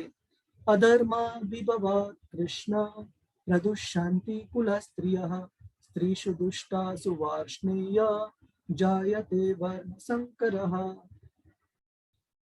जब परिवार में अधर्म प्रमुख होता है, हे कृष्ण, परिवार की महिलाएं प्रदूषित हो जाती है और स्त्रीत्व के पतन से हे वृष्णि के वंशज अवांछित संतान आते हैं। तो ये एक बहुत ही महत्वपूर्ण मुद्दा है कि जो स्त्रियां इन जनरल रहती है, और कभी भी स्त्रियों ने ऐसे नहीं समझना चाहिए कि हमारे लिए क्यों बताया है, लेकिन समाज के कल्याण के लिए हमेशा ये बताया है कि अच्छे से देखभाल करनी चाहिए 5 अलग अलग एंटिटीज, 5 अलग अलग व्यक्ति या जीवात्माओं की। उसमें से है छोटे बच्चे, बूढ़े लोग, औरतें, गाय, और 5वीं कौन सी है, कोई बता सकता है? 5वीं कितने हो गए? बूढ़े लोग हो गए, छोटे बच्चे हो गए, स्त्रियां हो गए, गाय हो गए, ये 4 और एक है ना? तो ये 5 इनकी रक्षा करना हमेशा बहुत बहुत जरूरी है। जो लोग पागल होते हैं प्रभु, जिनका मानसिक संतुलन ठीक। हरे कृष्णा। ठीक है, मुझे अभी 5वां तुरंत याद नहीं आ रहा है, लेकिन मैं देखकर कंफर्म करता, हो सकता है। तो जैसे बच्चों के गुमराह होने की, और इसको हमने अच्छे से समझना चाहिए, क्योंकि इस ग्रुप में काफी सारे माताएं हैं, तो कभी भी प्लीज गलत फहमी ना कीजिएगा। मैं आपको इस पर पॉजिटिव बात भी बताऊंगा, तो ये हम अच्छे से समझने की कोशिश करेंगे। जैसे बच्चों के गुमराह होने की संभावना बहुत अधिक होती है, वैसे ही महिलाओं में भी जो गुमराह, मतलब कोई भी उनको कंफ्यूज करने की, मिस डायरेक्ट करने की जो संभावना रहती है, वे काफी अधिक रहती है। चाणक्य पंडित के अनुसार महिलाएं आमतौर पर बहुत बुद्धिमान नहीं होती और इसलिए भरोसेमंद नहीं होती। आप अगर किसी भी स्टेट की मेरिट लिस्ट खोलेंगे, यूपीएससी की मेरिट लिस्ट खोलेंगे, तो आप बोलेंगे ये स्टेटमेंट बिल्कुल गलत है, क्योंकि बच्चियां भी बहुत अच्छी तरह से टॉप करती है। लेकिन ये किस प्रकार से बोला गया है? व्यवहारिक ज्ञान में, या फिर जो जो कनिंग मेंटेलिटी, जो फंसाने की जो भूमिका रहती है, वे नेचुरल, स्वाभाविकता पुरुषों में एक बद्ध अवस्था में देखी जाती है। तो उसे स्त्रियों को सावधान करने के लिए शास्त्रों में ये बताया गया है। लेकिन श्रील प्रभुपाद जी आगे भी बताते हैं कि जो भगवान कृष्ण के सेवा में लगे हुए जो आत्माएं हैं, वो ना तो भक्त है, ना तो जो माताएं हैं, वो तो केवल सारे और सारे भगवान कृष्ण के एक बच्चे के रूप में, एक पार्षद के रूप में। तो हमने, अगर मैं सोचता हूँ कि मैं अगर पुरुष हूँ और अगर ये स्त्री है, तो वो अगर ख्याल मेरे मन में मृत्यु के समय पर रहेगा, अगर मैं किसी से आकर्षित हूँ या किसी के प्रति मुझे अगर अच्छा भी नहीं लगता है, अगर even if it is attraction और एवर्जन, तो मुझे वो योनि प्राप्त करनी पड़ेगी, वो मुझे जन्म प्राप्त करना पड़ेगा। तो किसी ने भी हमें इसका गलत अर्थ ये नहीं समझना चाहिए कि हम किसी दूसरे जेंडर से या दूसरे व्यक्ति से ऊंचे स्तर पर है, ऐसे बिल्कुल नहीं है। लेकिन श्रील प्रभुपाद जी आगे बताते हैं, श्रीमद् भागवतम के कुंती महारानी के सेक्शन में श्रील प्रभुपाद जी बताते हैं कि जो माताएं रहती है, उनमें जो विश्वास, जो श्रद्धा रहती है, वो इतनी दृढ़ रहती है कि प्रभुपाद जी बताते हैं कि किसी भी आध्यात्मिक प्रोग्राम में आप देखेंगे तो माताओं का जो प्रेजेंस, जो नंबर रहता है, वो कई गुना ज्यादा रहता है। क्यों? क्योंकि भगवान ने हर किसी जीव को कोई अगर चैलेंजेस दिए हैं, तो उसके साथ साथ कोई कोई फेवरेबल गुण भी, कोई कोई अनुकूल गुण भी दिए गए हैं। जैसे भक्ति के प्रति जो एक दृढ़ता की, जो एक भक्ति की, श्रद्धा की भावना रहती है, वो माताओं में बहुत जल्दी विकसित हो जाती है। तो कुंती महारानी के सेक्शन में श्रील प्रभुपाद जी बताते हैं कि किसी भी आध्यात्मिक प्रोग्राम में हम ये जरूर देखते हैं कि माताएं ज्यादा नंबर में आगे बढ़ती है। क्यों? क्योंकि भगवान भक्ति के लिए अनुकूल जो गुण है, वे भी उनमें काफी ज्यादा मात्रा में पाए गए। उनके मन में इतने ज्यादा संशय नहीं रहते जितने बाकी पुरुष या बाकी जो जीव है उनके मन में भी रहते हैं।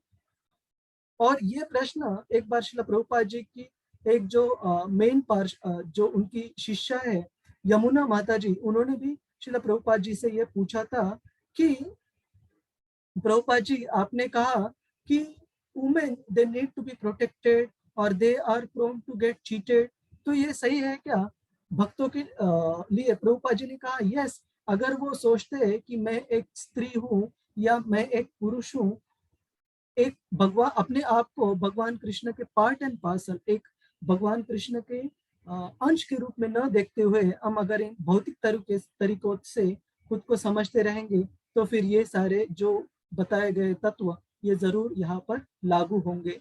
लेकिन जो भगवान कृष्ण की सेवा में जो लगी हुई माता है, ऐसे नहीं कि उनको हम वैसे ही छोड़ दें, उनकी भी सुरक्षितता बहुत महत्वपूर्ण है। लेकिन उनके लिए जो भौतिक यहाँ पर चाणक्य जी ने या जो भी गुण बताए गए, वे पहले भक्त है और बाद में कोई भौतिक तरीके से उन्हें दिखना नहीं चाहिए भक्त होने के बाद। तो भगवान के एक स्वाभाविक भक्त के रूप में अर्जुन को अपने दुष्ट चचेरे भाइयों के खिलाफ प्रतिशोध करना पसंद नहीं था, लेकिन यह भगवान की योजना थी कि वे सभी मारे जाए। तो ये बहुत महत्वपूर्ण मुद्दा यहाँ पर बताया गया है। आप पूरी भगवत गीता के 7 श्लोकों में एक बार भी यहाँ भगवान कृष्ण अर्जुन को उकसाते हुए आप नहीं देखोगे कि क्योंकि द्रौपदी का अपमान हुआ था, क्योंकि तुम्हारा राज्य छीन लिया गया था, क्योंकि तुम्हारे ऊपर इतने सारे अन्याय हुए थे कौरवों द्वारा, इसलिए तुम उन्हें मारो। ऐसे कभी नहीं बताया गया भगवान कृष्ण ने। भगवान कृष्ण ने हमेशा एक और एक ही कारण अर्जुन को दिया है, वो है ये अधर्म का पालन कर रहे थे और तुम क्षत्रिय होने के नाते धर्म का पालन करना, धर्म की स्थापना करना, ये तुम्हारा कर्तव्य है। और इस धर्म के प्रति कर्तव्य होने के लिए सिर्फ और सिर्फ पांडवों को उन्होंने लड़ने के लिए प्रेरित किया। लेकिन कभी प्रतिशोध की भावना से भगवान कृष्ण ने अर्जुन को एक श्लोक भी आप देखेंगे नहीं जहां पर प्रेरित किया हो। तो मुझे एक मुद्दा यहाँ पर जस्ट पूछना था कि आप में से किसी को प्रश्न है, अभी जो हमने माताओं के ऊपर जो गुणों के ऊपर चर्चा की, उसके ऊपर किसी का कोई प्रश्न है, किसी का कोई डाउट है? क्योंकि बहुत बहुत महत्वपूर्ण है ये मुद्दा सिखाना और बहुत सेंसिटिव, बहुत ही सावधान रहना पड़ता है इसको बताते वक्त, ताकि कोई गलत फहमी किसी भी भक्त में ना रहे। हरे कृष्णा। ठीक है, हम आगे बढ़ते हैं। तो श्रील प्रभुपाद जी, जैसे हमने शुरू में चर्चा की थी कि अहिंसा जो एक महत्वपूर्ण तत्व है, और भगवान कृष्ण आने वाले जो भक्तों की गुण है आगे के अध्याय में, उसमें अहिंसा भी आती है। लेकिन वो अहिंसा केवल भौतिक स्तर पर भगवान कृष्ण ने नहीं बताई गई है। भगवान कृष्ण ने वो अहिंसा बताई गई है भौतिक स्तर पर, शरीर के स्तर पर, चेतना के स्तर पर भी बताया गया है कि हम हमारे किसी भी कार्य की वजह से किसी को मानसिक रूप से भी किसी कष्ट में, किसी चिंता में न डाले, तो वो सही रूप से अहिंसा है। लेकिन हिंसा त्याग देना हर एक चीज में उचित नहीं है, उसकी भी एक उपयोगिता है, हिंसा की भी उसकी उपयोगिता है। हम एक बार वो प्रभुपाद जी का तात्पर्य देखते हैं 221। श्रील प्रभुपाद जी यहाँ पर बताते हैं कि everything has its proper utility, and a man who is situated in complete knowledge knows how and where to apply a thing for its proper utility. जैसे हर एक चीज, जैसे हिंसा भी यहाँ पर बताया गया है श्रील प्रभुपाद जी ने। श्रील प्रभुपाद जी उदाहरण देते एक जज का, एक न्यायाधीश का, कि जो न्याय का डिलीवरी, एक न्याय को प्रदान करने के लिए जो भी जिस व्यक्ति ने भी गलत काम किए हैं उसे सजा देना उसका कर्तव्य है न्यायाधीश का। और वो सजा देने के लिए वे कभी भी पाप का कारण या फिर हिंसा का कारण नहीं बनता। क्यों? क्योंकि वो अपने हिसाब से सजा नहीं प्रदान कर रहा है, वो एक बनाए हुए, सरकार ने बनाए हुए कायदे के हिसाब से उस व्यक्ति को सजा प्रदान कर रहा है, ताकि उसने जो गलत काम किया है उसके लिए अगर अभी उसको सजा नहीं मिलेगी तो आगे चल के उसे और ज्यादा कठिनाई का सामना करना पड़ेगा अगले जन्म में। तो अभी अगर उसने वो सजा प्राप्त कर खुद की शुद्धता कर ली, तब उसे बाकी कष्ट कम होंगे। उसी तरीके से हिंसा भी सही तरीके से अप्लाई करना आना, उपयोग उसका करना आना चाहिए। और दूसरा उदाहरण भी श्रील प्रभुपाद जी काफी बार बताते हैं एक सर्जन के बारे में, एक डॉक्टर के बारे में, कि जब ऑपरेशन होता है, जब शल्य चिकित्सा की जाती है, तब डॉक्टर को नाइफ यूज करना पड़ता है। क्यों यूज करना पड़ता है? उस मरीज की, उस रुग्ण की जान बचाने के लिए, वो शल्य चिकित्सा पूर्ण करने के लिए। अगर डॉक्टर कहेगा कि ये हिंसा है और ये मैं नहीं करूंगा, तो वो हिंसा हो जाएगी। क्यों हिंसा हो जाएगी? क्योंकि वो शल्य चिकित्सा न करने से शायद उस रुग्ण की जान जा भी सकती है। या फिर कभी कभी माँ पिता जो रहते हैं अपने बच्चे को डिसिप्लिन करने के लिए, उसे करेक्ट करने के लिए उसे काफी बार डांटते हैं।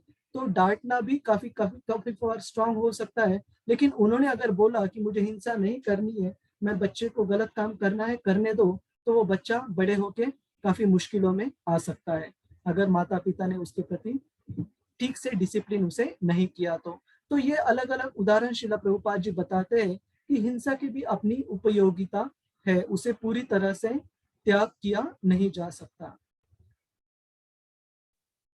तो ये हम आप सभी के लिए एक होमवर्क के बारे में, होम असाइनमेंट के लिए देंगे, हमें आगे के चर्चा सत्र में चर्चा करने के लिए कि हिंसा कब जरूरी है, कब जायज है। ऐसे है क्या कि मुझे जायज लगा तो मैं तुरंत हिंसक हो जाऊंगा? ऐसे बिल्कुल नहीं।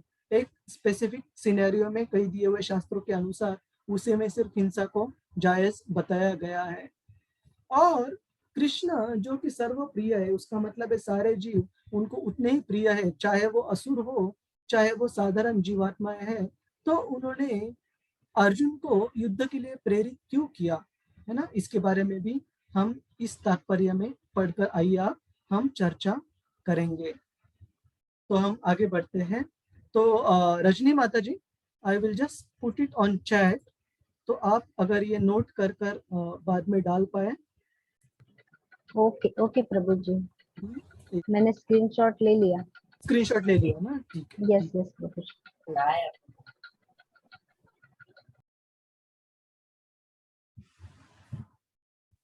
तो हम आगे बढ़ते हैं। तो यहाँ पर कोई भक्त है जो वॉलंटियर करना चाहते हैं या पढ़ने के लिए?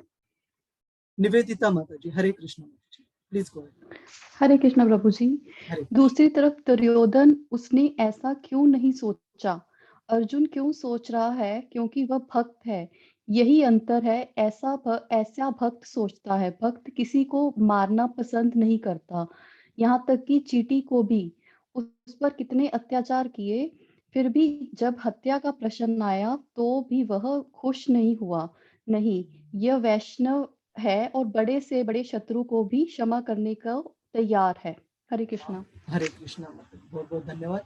तो यहाँ पर श्रील प्रभुपाद जी अर्जुन की जो वैष्णव गुण है उनको वो काफी सहरा रहे। क्या शब्द यूज करते हैं Srila Prabhupada? Is appreciating. Appreciating मतलब क्या बोल सकते हैं हिंदी में? सराहना। सराहना, प्रशंसा प्रभु जी। हाँ जी। प्रशंसा, प्रशंसा कर रहे हैं या सराहा रहे हैं कि दुर्योधन के प्रति ये जो भावना थी क्षमा की या पांडवों को राज्य दे देने की, ये क्यों नहीं थी? क्योंकि आसुरिक उसमें इतने सारे जो गुण थे वे थे। लेकिन प्रभुपाद कहते हैं कि एक भक्त की सोच रहती है, वो किसी को मारने का, तो व्यक्ति को मारने का छोड़ दो, एक छोटी से छोटी चींटी को भी वो क्षति नहीं पहुंचाना चाहते। और ये हमने बहुत अच्छे से देखा है एक भक्त के जीवन में। किसी को याद है जो कि एक नहीं, वैसे तो काफी, लेकिन कुछ उदाहरण शास्त्र में बताए गए हैं। आपको कोई उदाहरण याद है? आप हाथ ऊपर कीजिए। हरे कृष्णा। निवेदिता माता जी, हरे कृष्णा, आपने हाथ प्रेस किया है। बिंदल हरे माता जी, कृष्णा प्रभु हाँ जी। निवेदिता माता जी बोलिए। मुझे एग्जाम्पल नहीं याद है प्रभु जी, मैंने तो उस टाइम पढ़ने के लिए किया था, मैं डाउन कर लेती हूँ अच्छा, प्रभु ओके, जी। No problem. पूनम बिंदल माता जी, हरे कृष्णा। हरे कृष्णा प्रभु जी, दंडवत प्रणाम। प्रभु जी, यस इसमें वाल्मीकि ऋषि का वर्णन आता है कि वो पहले बहुत क्रूर वो थे, पशुओं की हत्या करते थे, क्रूरता से उनको तड़पता हुआ देखते थे, बहुत खुश होते थे। लेकिन जब उनको नारद जी और उनके शिष्य ने उनको ज्ञान दिया तो फिर वो इतने सॉफ्ट हृदय के हो गए थे कि जब वो लौटकर दोबारा नारद ऋषि उनके पास आ रहे थे तो उन्होंने कहा था कि मान्यवर आप इधर से ना जाइए, यहाँ पर चींटियां हैं। और फिर वो अपने जो उनका कपड़ा उपवस्त्र रहता है उससे वो चींटियों को हटाते, तो इतना सॉफ्ट उनका हृदय हो जाता है। हरे कृष्णा प्रभु जी। बहुत बहुत धन्यवाद माता जी। लेकिन मुझे लगता है ये जो आपने अभी कथा बताई डिटेल, वो शायद मृगारी की, जो वाल्मीकि ऋषि थे वो तो हाईवे रॉबर थे, लेकिन जो मृगारी थे वो शिकार करते थे, और वो शिकार ऐसे करते थे कि आधा मार देते थे, पशु को, और मृत्यु होते वक्त उनको जो जो उनकी हलचल होती थी उससे बहुत आनंद मिलता था उनको, है ना। लेकिन बहुत बहुत सही बताया आपने मृगारी जी का। प्रभु जी क्या, हाँ क्या नाम बताया प्रभु जी आपने? ये मृगारी यहाँ पर चैट पर लिखता हूँ मैं। हाँ, तो श्रीमद् भागवतम में इनकी भी कथा आती है। और ऐसे बहुत सारे उदाहरण हैं, जैसे इनका भी है जड़ भरत महाराज का, कि जो भी जब वो, ये भी भागवत में कथा आती है कि जब ये हम विस्तार से और कभी चर्चा करेंगे, बहुत सुंदर कथा है। लेकिन जब वो महाराज रहुगण को पैलिक्विन को हम क्या बोलते हैं हिंदी में, पालकी में बिठाकर लेके जा रहे थे बाकी सारे जो उनके सेवक थे महाराज रहुगण के, उनके साथ। तो रास्ते में जब भी चींटियां आती, जो महाराज जड़ भरत थे वो तुरंत रुक जाते। वो चींटियों के ऊपर भी उनको डर लगता था कि पाओ अब मेरा अगर गिर गया तो उनकी मृत्यु हो जाएगी, उनकी क्षति हो जाएगी। तो एक भक्त है श्रील प्रभुपाद जी कहते हैं, एक छोटे जीव से भी बहुत सावधान रहता है कि उनको किसी प्रकार की हिंसा उनकी वजह से ना मिले। हरे कृष्णा प्रभु जी। हरे कृष्णा प्रभु जी, बोलिए। प्रभु जी ये जड़ शब्द क्यों लगाया जाता है भरत महाराज के नाम के साथ में? ये बहुत बहुत अच्छा प्रश्न पूछा आपने। उसके लिए थोड़ा सा बैकग्राउंड देना पड़ेगा स्टोरी का। Let me just see how many slides are remaining, और फिर मैं वो एक बार कवर करता हूँ। तो 5-6 स्लाइड्स हैं। तो मैं आपको एक संक्षेप में बताऊंगा अभी कि जड़ शब्द इसलिए लगाया गया है कि जड़ भरत जो थे, सबसे उनके जो पहले से पहले जन्म में जो भरत महाराज थे वो इस पृथ्वी के राजा थे, जिनके नाम से इस देश का नाम भारतवर्ष आगे प्राप्त हुआ।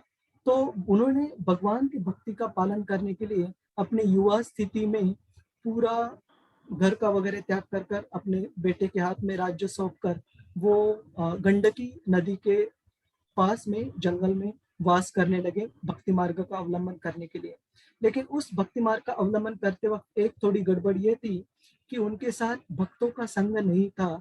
तब एक बार वे एक हिरण के छोटे बच्चे को बचाने के चक्कर में उन्होंने बच्चे को तो बचा लिया, लेकिन बचाने के बाद वो धीरे धीरे करके उस हिरण के बच्चे से आसक्त हुए और भक्ति में थोड़े से विचलित हो गए उस हिरण के बच्चे से आसक्ति की वजह से।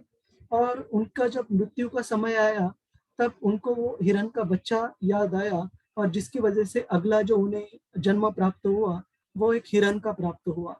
लेकिन उन्होंने भक्ति की थी अपने पिछले जन्म में अच्छे से, तो उनको हिरण के जन्म में भी वो पूरी जो यादें थी पिछले जन्म की भक्ति की हुई वो सारी उन्हें ताजा रही। और उन्होंने हिरण के जन्म में बहुत केयरफुल रहे, वो सावधान रहे कि फिर से किसी भौतिक चीज में आसक्त ना हो। और उन्होंने अपना जो पूरा हिरण का जन्म था वो साधु संतों के जो कुटीर थी, जो आश्रम थे, उसके आजू बाजू में उनके संग में व्यतीत किया ताकि वो भक्तों के संग में रहे। और उनको वो हिरण का जन्म पूर्ण होने के बाद फिर से मनुष्य जन्म प्राप्त हुआ।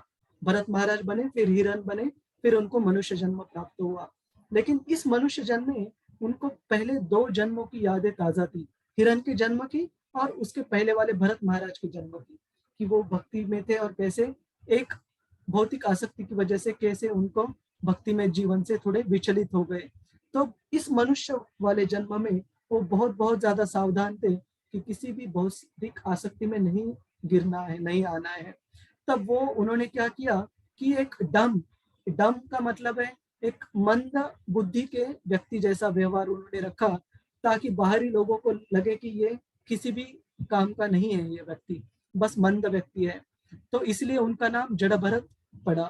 तो लोग उनको जड़ भरत बुलाते थे। और वो बाहरी रूप से एक मंद व्यक्ति के रूप में प्रस्तुत करते थे खुद को, ताकि लोग उनसे ज्यादा आदान प्रदान ना करे या उनसे ज्यादा आसक्त, किसी भी भौतिक चीजों से आसक्त होने की कोई संभावना न रहे। लेकिन वो आध्यात्मिक तरीके से बहुत ही ऊंचे स्तर पर, भक्ति के स्तर पर थे। ठीक है। और फिर बहुत अच्छी कथा आती है भागवत में कि रहुगण महाराज एक बार वो अपने पालकी में जा रहे थे और उनका एक पालकी कैरी करने वाला जो सेवक था उसके पाँव में कुछ प्रॉब्लम होने की वजह से उनके जो बाकी सेवक थे उन्होंने इस जड़ भरत थे, हट्टा कट्टा शरीर था, उनको पकड़ लिया और उस सेवा में लगा दिया। और वो सेवा तो कर रहे थे चुपचाप, लेकिन वो जब भी बीच में चींटी आती वो रोक देते पालकी। और वो जो राजा बैठे थे पालकी में, उनको काफी दिक्कत हो रही थी उसकी वजह से, बीच में एक व्यक्ति रोकने की वजह से। तो वो काफी नाराज हो गए और उन्होंने बहुत डांट देना शुरू कर दिया। जड़ भरत महाराज से बहुत भला बुरा कहा। लेकिन जड़ भरत महाराज ने जब अपने उपदेश करना चालू कर दिया रघुगन महाराज को, तब उन्हें पता चला कि अपने से कितनी बड़ी भूल हुई है इनको समझने में, कि ये कोई साधारण व्यक्ति नहीं, लेकिन आध्यात्मिक स्तर पर बहुत ही ऊंची स्तर पर पहुंचे हुए भक्त है। तब उन्होंने तुरंत दंडवत प्रणाम किए और काफी माफी मांगी जड़ भरत महाराज से, और फिर आगे बढ़ते ही ये कथा। ठीक है माता जी? ठीक है प्रभु जी, बहुत बहुत धन्यवाद, बहुत अच्छी जानकारी। हरे कृष्ण। हरे कृष्णा। तो हम आगे बढ़ते हैं। तो इसके लिए भी हमें कोई भक्त वॉलंटियर लगेंगे पढ़ने के लिए प्रभुपाद जी की मधुर वाणी। हरे कृष्णा। दीप्ति माता जी, हरे कृष्णा, प्लीज। हरे कृष्णा प्रभु जी। थैंक यू प्रभु जी। हरे कृष्णा। भगवान का भक्त गलत करने वाले का प्रतिकार नहीं करता, लेकिन दुष्टों द्वारा भक्त के साथ की गई किसी भी शरारत को भगवान बर्दाश्त नहीं करते हैं। भगवान अपने हिसाब से किसी व्यक्ति को क्षमा कर सकते हैं, लेकिन वे किसी ऐसे व्यक्ति को क्षमा नहीं करते जिसने अपने भक्तों को नुकसान पहुंचाया हो। इसलिए भगवान दुष्टों को मारने के लिए दृढ़ थे, हालांकि अर्जुन उन्हें क्षमा करना चाहते थे। 1.35 तात्पर्य। श्री प्रभुपाद जी की जय। तो बहुत बहुत धन्यवाद माता जी। तो यहाँ पर हम ये चीज देखते हैं कि एक भक्त जो रहता है वो काफी, ऐसे कहा जाता है कि किसी ने उनके प्रति अपमान करने से पहले एक भक्त रहता है वो माफ कर देता है। वो काफी, उनका जो हृदय रहता है काफी सॉफ्ट, काफी हमेशा दूसरों के प्रति क्षमा करने की भूमिका वो रखते हैं। लेकिन जो भगवान रहते हैं उनको अपने खुद के लिए किसी ने कोई उनके प्रति अपराध किया भगवान के प्रति, भगवान उसे फिर भी माफ कर दे। लेकिन उनके भक्तों के प्रति जब कभी अपराध हो जाता है, उनको कोई क्षति पहुंचाने की कोशिश करते हैं, तो भगवान को बिल्कुल अच्छा नहीं लगता। जैसे हमने थोड़ी देर पहले चर्चा की कि जब दुर्वास मुनि ने महाराज अम्बरीश, जो कि भगवान के बहुत महान भक्त है, उनकी कथा आती है श्रीमद् भागवतम में कि दुर्वास मुनि ने एक छोटे से कारण से, गलत फहमी होने के कारण, अम्बरीश महाराज को तुरंत मारने की व्यवस्था कर दी, एक असुर को निर्माण कर कर, एक राक्षस को निर्माण कर कर। लेकिन भगवान के सुदर्शन चक्र ने ना तो केवल पहले उस राक्षस को मारा, लेकिन फिर उस राक्षस को निर्माण करने वाले जो दुर्वास मुनि थे को भी मारने के लिए सुदर्शन चक्र आगे बढ़ा। और जब भगवान विष्णु के पास दुर्वास मुनि पहुंच गए अपने खुद की सुरक्षितता के लिए माफी मांगने के लिए, विष्णु जी ने भी, खुद भगवान विष्णु ने असमर्थता बताई हम माफी दिलाने के लिए। उन्होंने कहा कि आपने मेरे भक्त के प्रति अपराध किया है, तो आपको अगर माफी मांगनी है तो उस भक्त से जाके मांगिए, और उस भक्त ने अगर आपको माफ किया तो ही आपकी बचने की कोई संभावना है, नहीं तो मैं खुद भी आपको बचा नहीं सकता।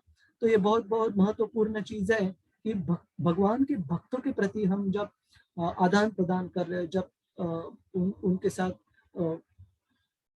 बात कर रहे, जो भी उनके साथ आदान प्रदान कर रहे, डीलिंग कर रहे हो, तो बहुत सावधान रहना चाहिए कि ये भक्ति के स्तर पर हमें कोई भी एकदम शुरुआती भक्त क्यों ना लगे, लेकिन भगवान को उनके हर एक भक्त प्रिय है, तो उनको दुख ना पहुंचे, उनको हृदय में दुख ना पहुंचे, इसलिए हमने भगवान के भक्त के प्रति बर्ताव में हमारी काफी सावधानी बरतनी चाहिए, है ना। और हम अगर खुद, इसलिए ये हमसे गलती ना हो, इसलिए श्रीमान श्री चैतन्य महाप्रभु ने हमें एक उपाय बताया है। तृणादपि शुनिचैना तरोरपि सहिष्णुना अमानिना मान देना कीर्तनीय सदा हरि। कि भगवान को जो भक्त हमेशा तृणादपि, जो भी बहुत हम्बल, जो भी नम्र भक्त रहते हैं, वे हमेशा उनको बहुत आकर्षित करते हैं भगवान को।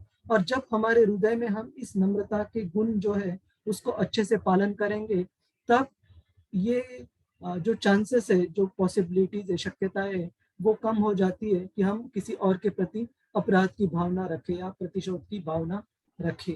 तो हमने हमेशा कोई भी व्यक्ति हो और ऐसे सोचना चाहिए कि हम अगर दूसरों को अच्छे से तुरंत क्षमा कर देंगे, हमारी जी भी जब गलती हो जाएगी भगवान भी हमें अच्छे से तुरंत क्षमा कर देंगे। हम अगर किसी बाकी व्यक्तियों के प्रति शिक्षा की भावना हमेशा रखेंगे कि इसे सजा मिलनी चाहिए, इसने गलती की है, तो हमारे भी 100 नहीं हजारों गलतियां होती है, तो भगवान हमें भी काफी स्ट्रिक्टली बर्ताव करेंगे। तो हमने हमेशा we should be strict about oneself and lenient for others.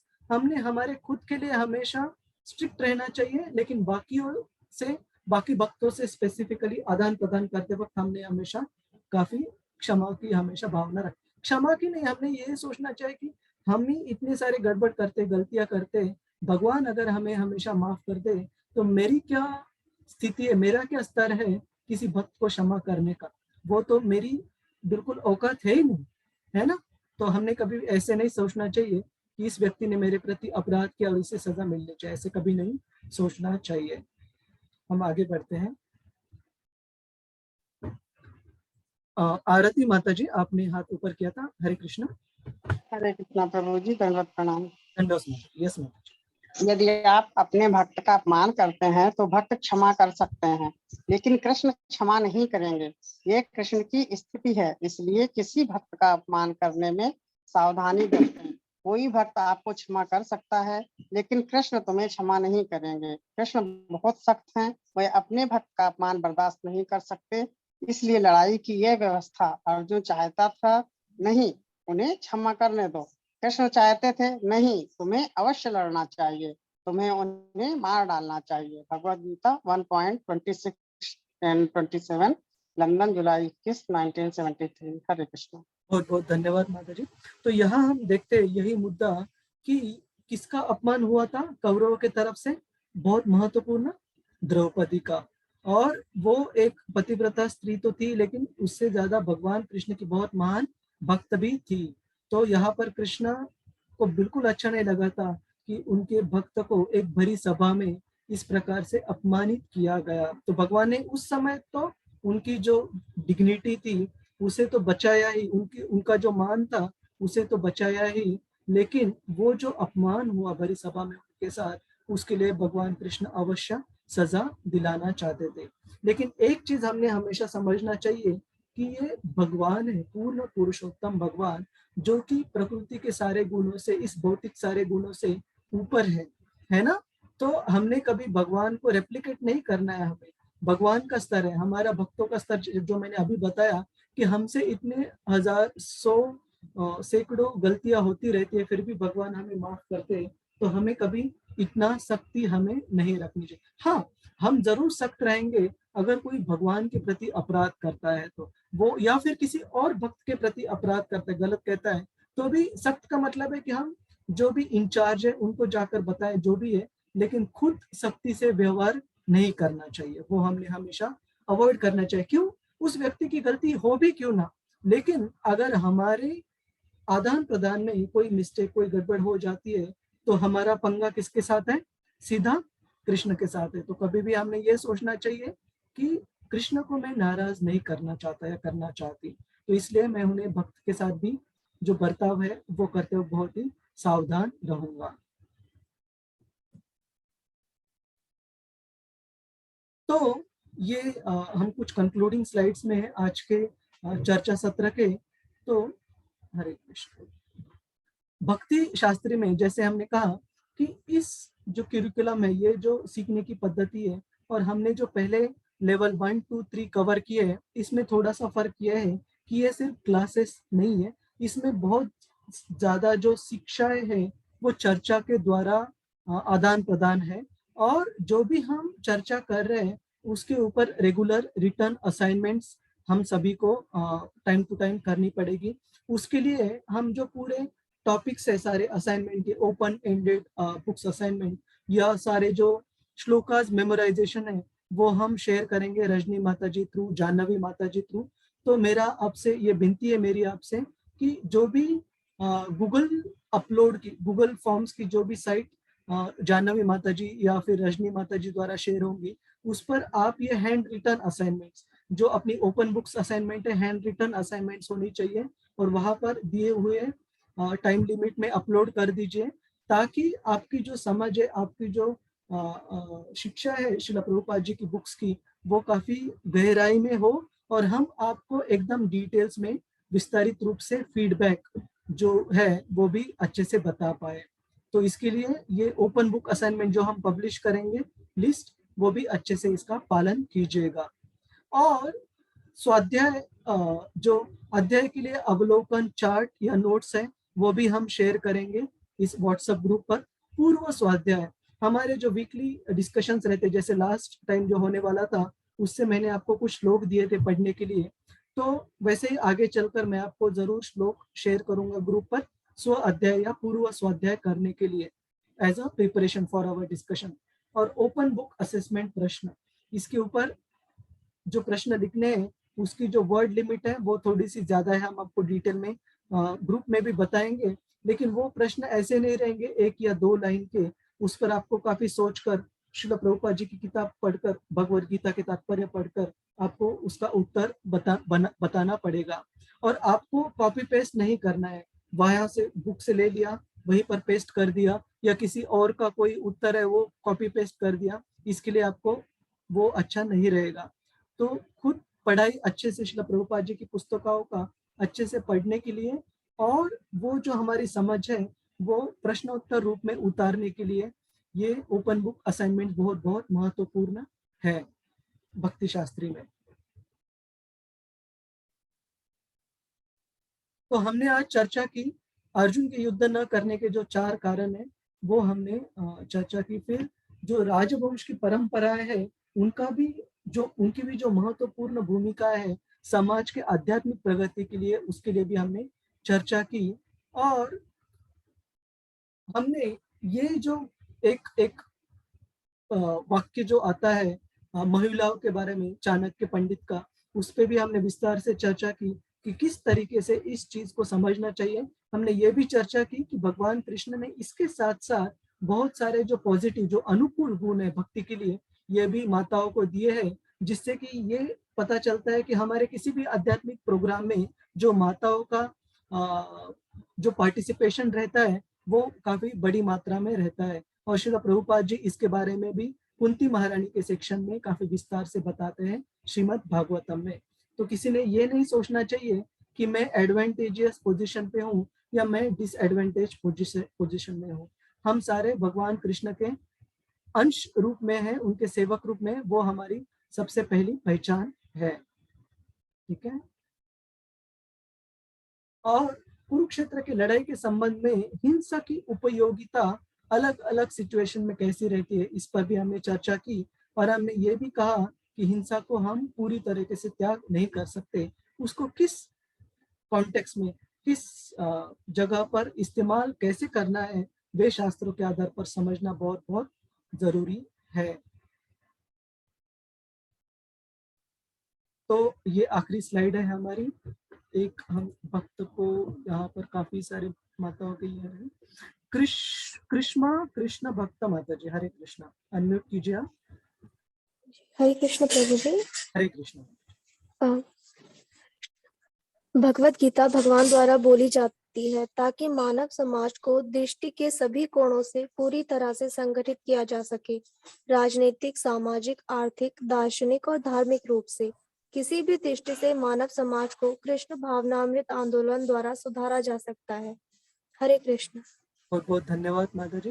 तो ये उदाहरण हमने शुरू में दिया था कि जैसे कोई भी पहले हमारे चर्चा सत्र में कोई भी हम इलेक्ट्रॉनिक गैजेट या कोई भी चीज लाते हैं तो उसके साथ साथ हैंडबुक जैसे आता है, वैसे ही ये जो भगवद गीता है पूरे मानव समाज के लिए हैंडबुक के रूप में है, जिसमें कि सारे हमारी जो भी प्रॉब्लम है, जो भी समस्या है जीवन की, उसके लिए हल बताए गए। और हमने मनुष्य जीवन का उपयोग कैसे किया जा सके, मनुष्य जीवन में कौन सी चीजें के ऊपर ध्यान रखनी चाहिए, कौन सी चीज सीखने के लिए, कौन सी चीज में प्रगति करने के लिए हमने प्रयत्न करने चाहिए, ये पूरी तरीके से जो डिटेल है भक्तों के लिए भगवान कृष्ण ने बताए हैं। और श्रील प्रभुपाद जी यहाँ बताए गए कि चाहे राजनीतिक हो, सामाजिक हो, आर्थिक, दार्शनिक या धार्मिक रूप से हो, किसी भी तरीके से मानव समाज को आगे बढ़ने के लिए जो भी निर्देशों की जरूरत है वे भगवत गीता में दिए हुए हैं। तो जैसे गीता महात्म्य भी आता है, ये एक किताब भी सफिशिएंट है हमारे पूरे जीवन की परिपूर्णता हासिल करने के लिए, परिपूर्णता प्राप्त करने के लिए। तो हम इसी के साथ साथ आज के इस चर्चा सत्र को यहाँ पर विराम देंगे। और कोई भक्तों के अगर कोई प्रश्न है, कोई आपकी क्वेरी है या कोई आपके विचार है शेयर करने के लिए, तो आप यहाँ पर पूछ सकते हैं। हरे कृष्ण। और जिन भक्तों के सवाल नहीं है, आप अपने हाथ नीचे कर सकते हैं। हरे कृष्णा प्रभु जी। हरे मैंने कृष्ण। ना हरे कृष्णा प्रभु जी, मैंने ना हैंड रिटन PDF बना के भेजा है मेरा। तो अच्छा, आपने कैसे भेजा है माता जी? ईमेल या व्हाट्सएप पर कुछ भेजा है क्या? मैंने जो गूगल फॉर्म था उसमें हाँ, अटैच उसमें, कर हाँ, दिया। फिर परफेक्ट है माता जी, गूगल वही होना चाहिए। हम गूगल फॉर्म से ही आपके असाइनमेंट के सारे डिटेल्स लेंगे। तो मैं डिटेल्स भी वीकली बेसिस पर पब्लिश करूंगा। ये असाइनमेंट अभी तक हमने दिए हैं, ये भक्तों ने सबमिट किए, इनके सबमिशंस पेंडिंग है, तो आपको भी ये रहेगा, इजी रहेगा ट्रैक करने के लिए। प्रभु जी, मैं am very ancient with the technology, so I'm just doing that handwritten thing and then I'm sending the PDF actually. नहीं माता, चलेगा, नो प्रॉब्लम। बहुत बहुत धन्यवाद। Thank Hare you. Krishna, Hare Krishna. हरे बाकी किसी भक्तों का कोई प्रश्न या कोई ये है, प्रश्न है? जी प्रभु जी, ये जो आप असाइनमेंट है, जैसे फर्स्ट असाइनमेंट आई थी, ऐसे ही आप अगले असाइनमेंट का क्वेश्चन ग्रुप में डालोगे तो ही हमें उसको काम करना है। सिर्फ ओपन बुक वाले जो सारे क्वेश्चन है वो तो नहीं, हमें सब पहले सही करके रखने हैं। अभी आपके पास कौन से प्रश्न है वो मुझे देखना पड़ेगा, लेकिन मेरे पास प्रश्नों की कुछ सूची है। तो हम जैसे पहला अध्याय अभी कंक्लूड करने जा रहे हैं, तो मैं पहले अध्याय के प्रश्न शेयर करूंगा माता जी, ठीक है? हाँ, तो हम सिर्फ वही क्वेश्चन पे कंसिडर करें जो आप शेयर करेंगे, है ना? हाँ। और हम उसके लिए आपको सफिशिएंट टाइम भी देंगे, पर्याप्त समय देंगे, ताकि आप अच्छे से कंप्लीट कर पाए। लेकिन उसमें भी आपको अगर कुछ कंप्लीट करने में दिक्कत हो समय की वगैरह, तो आप प्लीज बताइए, रजनी माता जी थ्रू मुझे या जानवी माता जी थ्रू भी आप कांटेक्ट कर सकते हैं, ठीक है? ठीक है। और एक जो आप PDF के थ्रू पढ़ा रहे हो, वो PDF भी हमें शेयर हो सकता है ग्रुप में? बिल्कुल हो सकता है। तो PDF कोई विशेष, मेरे पास स्टूडेंट हैंडबुक है भक्ति शास्त्री का, लेकिन वो हिंदी में उपलब्ध है क्या मुझे देखने दीजिए। लेकिन मेरे पास जो कॉपी है मैं वैसी की वैसी डाल दूंगा। हरे कृष्ण। हरे कृष्णा प्रभु जी। कृष्णा प्रभु जी। हाँ, हरे कृष्ण। एक माता जी। हाँ माता जी बोलिए। प्रभु जी, मेरा क्वेश्चन ये है, आपने लास्ट टाइम जो असाइनमेंट दिया था, तो एक्चुअली मैंने क्या वो कंप्यूटर में टाइप किया और देन मैंने उसको अटैच किया उस फाइल से, आपने जो फाइल दी थी, पर जब मैं उसको देख रही थी उसकी लैंग्वेज चेंज हो रही है प्रभु जी। हाँ, मतलब वो जो देवनागरी फॉन्ट है ना माता जी, वो काफी बार सेव करते वक्त PDF में सेव करने के बाद ठीक से दिखना चाहिए। और दूसरी ये कि जो भक्ति शास्त्री की होम असाइनमेंट्स है ना, उसके लिए अभी ये पहली तो सबमिट की, वो ठीक है, लेकिन आगे से मान लीजिए हैंड रिटन करने की कोशिश कीजिए, वो इम्पोर्टेंट। तो प्रभु जी, मैंने ऐसे ही किया, फिर उसको हैंड से नोट डाउन किया और फिर वो फोटो क्लिक करके मैंने अटैच कर दिया प्रभु जी। चलेगा। और मोबाइल पे एक एप्लीकेशन है एडोब स्कैन, उससे भी हम आसानी से PDF कर सकते हैं किसी भी हैंड रिटन नोट्स का, और अच्छे से आता है उसमें, ठीक है? प्रभु जी प्लीज नाम चैट बॉक्स में डाल दीजिए, आपको मुझे आसानी हो जाएगी। मैं अभी डाल देता हूँ। और अच्छी कंपनी का एप्लीकेशन है वो, कोई इशू नहीं, एडोब स्कैन, तो वो आप सर्च करके इंस्टॉल कर उससे भी स्कैन कर सकती है। उसके लिए स्कैनर की आपको जरूरत नहीं है अगर ये एप्लीकेशन है तो, ठीक है? ओके। हरे कृष्णा प्रभु जी। हरे कृष्णा माता जी बोलिए। प्रभु जी, एक मेरा क्वेश्चन ये था कि यदि कोई मेडिकल रीजन की वजह से कोई लिख नहीं सकता हो, तो वो कंप्यूटर में टाइप करके आंसर भेज सकता है अपना? चलेगा माता जी, बस आप जो स्पेशल केस सिनेरियो है वो रजनी माता जी या जानवी माता जी थ्रू या मुझे पता होने दीजिए, then we will allow such exception situations, ठीक है। और सेकंड प्रभु जी ये है कि यदि हम जैसे हम सेकंड लेवल में सबमिट करवाते थे, हमें गूगल फॉर्म अपने रिकॉर्ड के लिए आ जाता था कि हमारे पास एक कंफर्मेशन होती थी कि हमारा जो सबमिट हो गया है। इससे हम एक दुविधा में रहते हैं कि हमारा सबमिट हुआ है या नहीं हुआ है। यदि गूगल फॉर्म में ये भी ऐड हो जाए तो ऐसा हो चलेगा। सकता है प्रभु जी? हाँ, हम ये इंटरनल एडमिन चीज है, हम ये चेक करेंगे कंफर्मेशन कैसे भेजा जा सकता है, तो ये पता कर हम जरूर इम्प्लीमेंट करेंगे। रजनी बहुत माता जी, बहुत कैन यू धन्यवाद जस्ट प्रभु जी। Note this down, action item बस नोट कर लीजिए। ओके ओके प्रभु जी। ओके। हरे कृष्णा प्रभु जी। एक डिवोटी मैं रिक्वेस्ट करूंगा, एक डिवोटी बताइए। शशि माता जी बोलिए, बोलिए माता जी। हरे कृष्ण।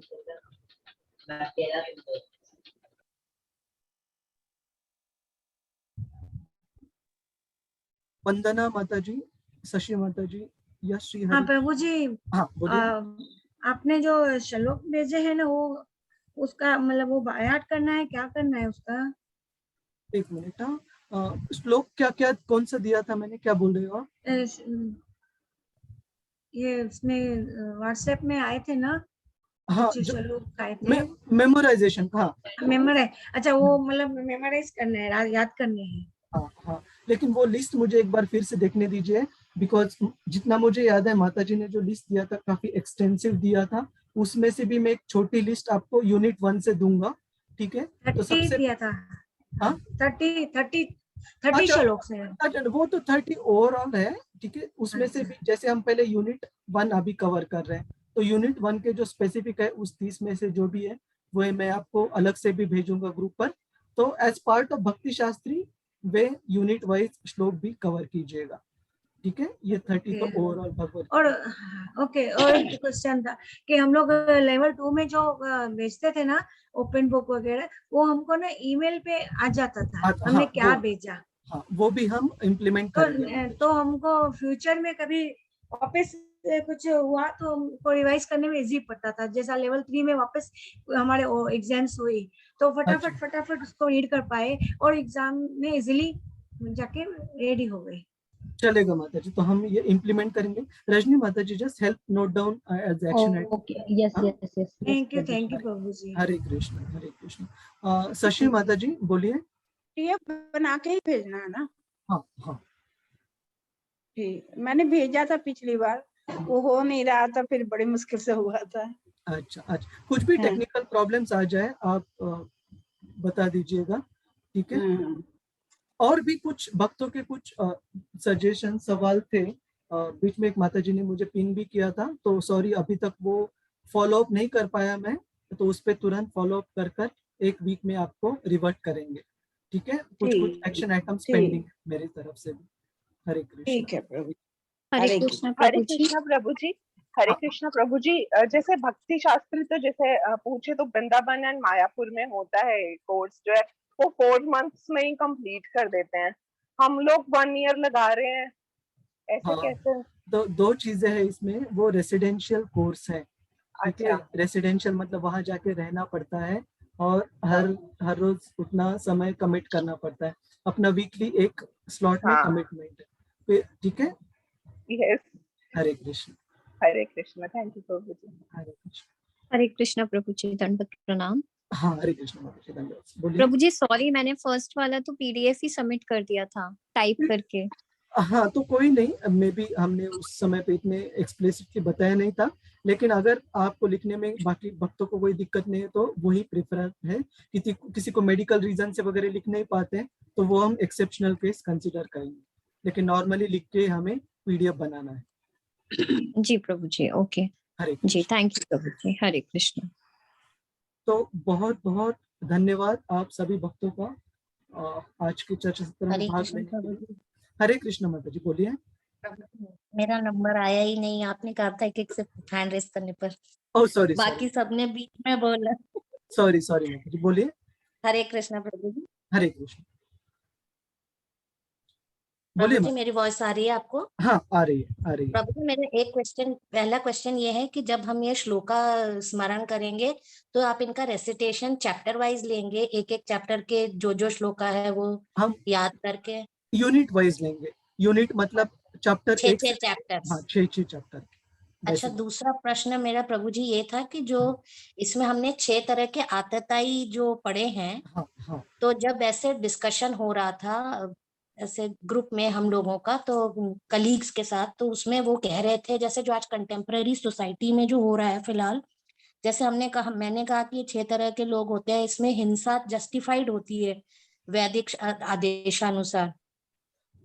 तो वो कह रहे थे, जैसे उन्होंने मुझे कहा कि जैसे जो हमारा पाकिस्तान ऑक्यूपाइड कश्मीर है, तो वहां पर अगर भारत की तरफ से पहल होती है तो वो आतंकवाद या हिंसा की कैटेगरी में तो वो जस्टिफाइड होगी फिर, या जो चाइना के साथ इन्वेजन चल रहा है, या अभी जो ये मीटिंग रिकॉर्ड हो रही है, तो हम इस पर चर्चा जरूर करेंगे। लेकिन मुझे रिकॉर्ड, क्योंकि ये यूट्यूब पर भी रहेगा, तो हम इस पर ये अलग सा मुद्दा लेंगे। हरे कृष्ण। हरे कृष्ण। हरे कृष्ण प्रभु। हरे कृष्ण प्रभु जी। थैंक यू प्रभु। हरे कृष्ण। हरे कृष्ण जी प्रभु जी, मुझे भी क्वेश्चन पूछना था। 2 क्वेश्चन मेरे थे। आपने अभी क्लास में बोला था कि जैसे कोई गलत काम करता है तो कानून के हिसाब से रिकॉर्डिंग स्टॉप कर दें पहले। हाँ 1 मिनट, इसका रिकॉर्डिंग स्टॉप करने का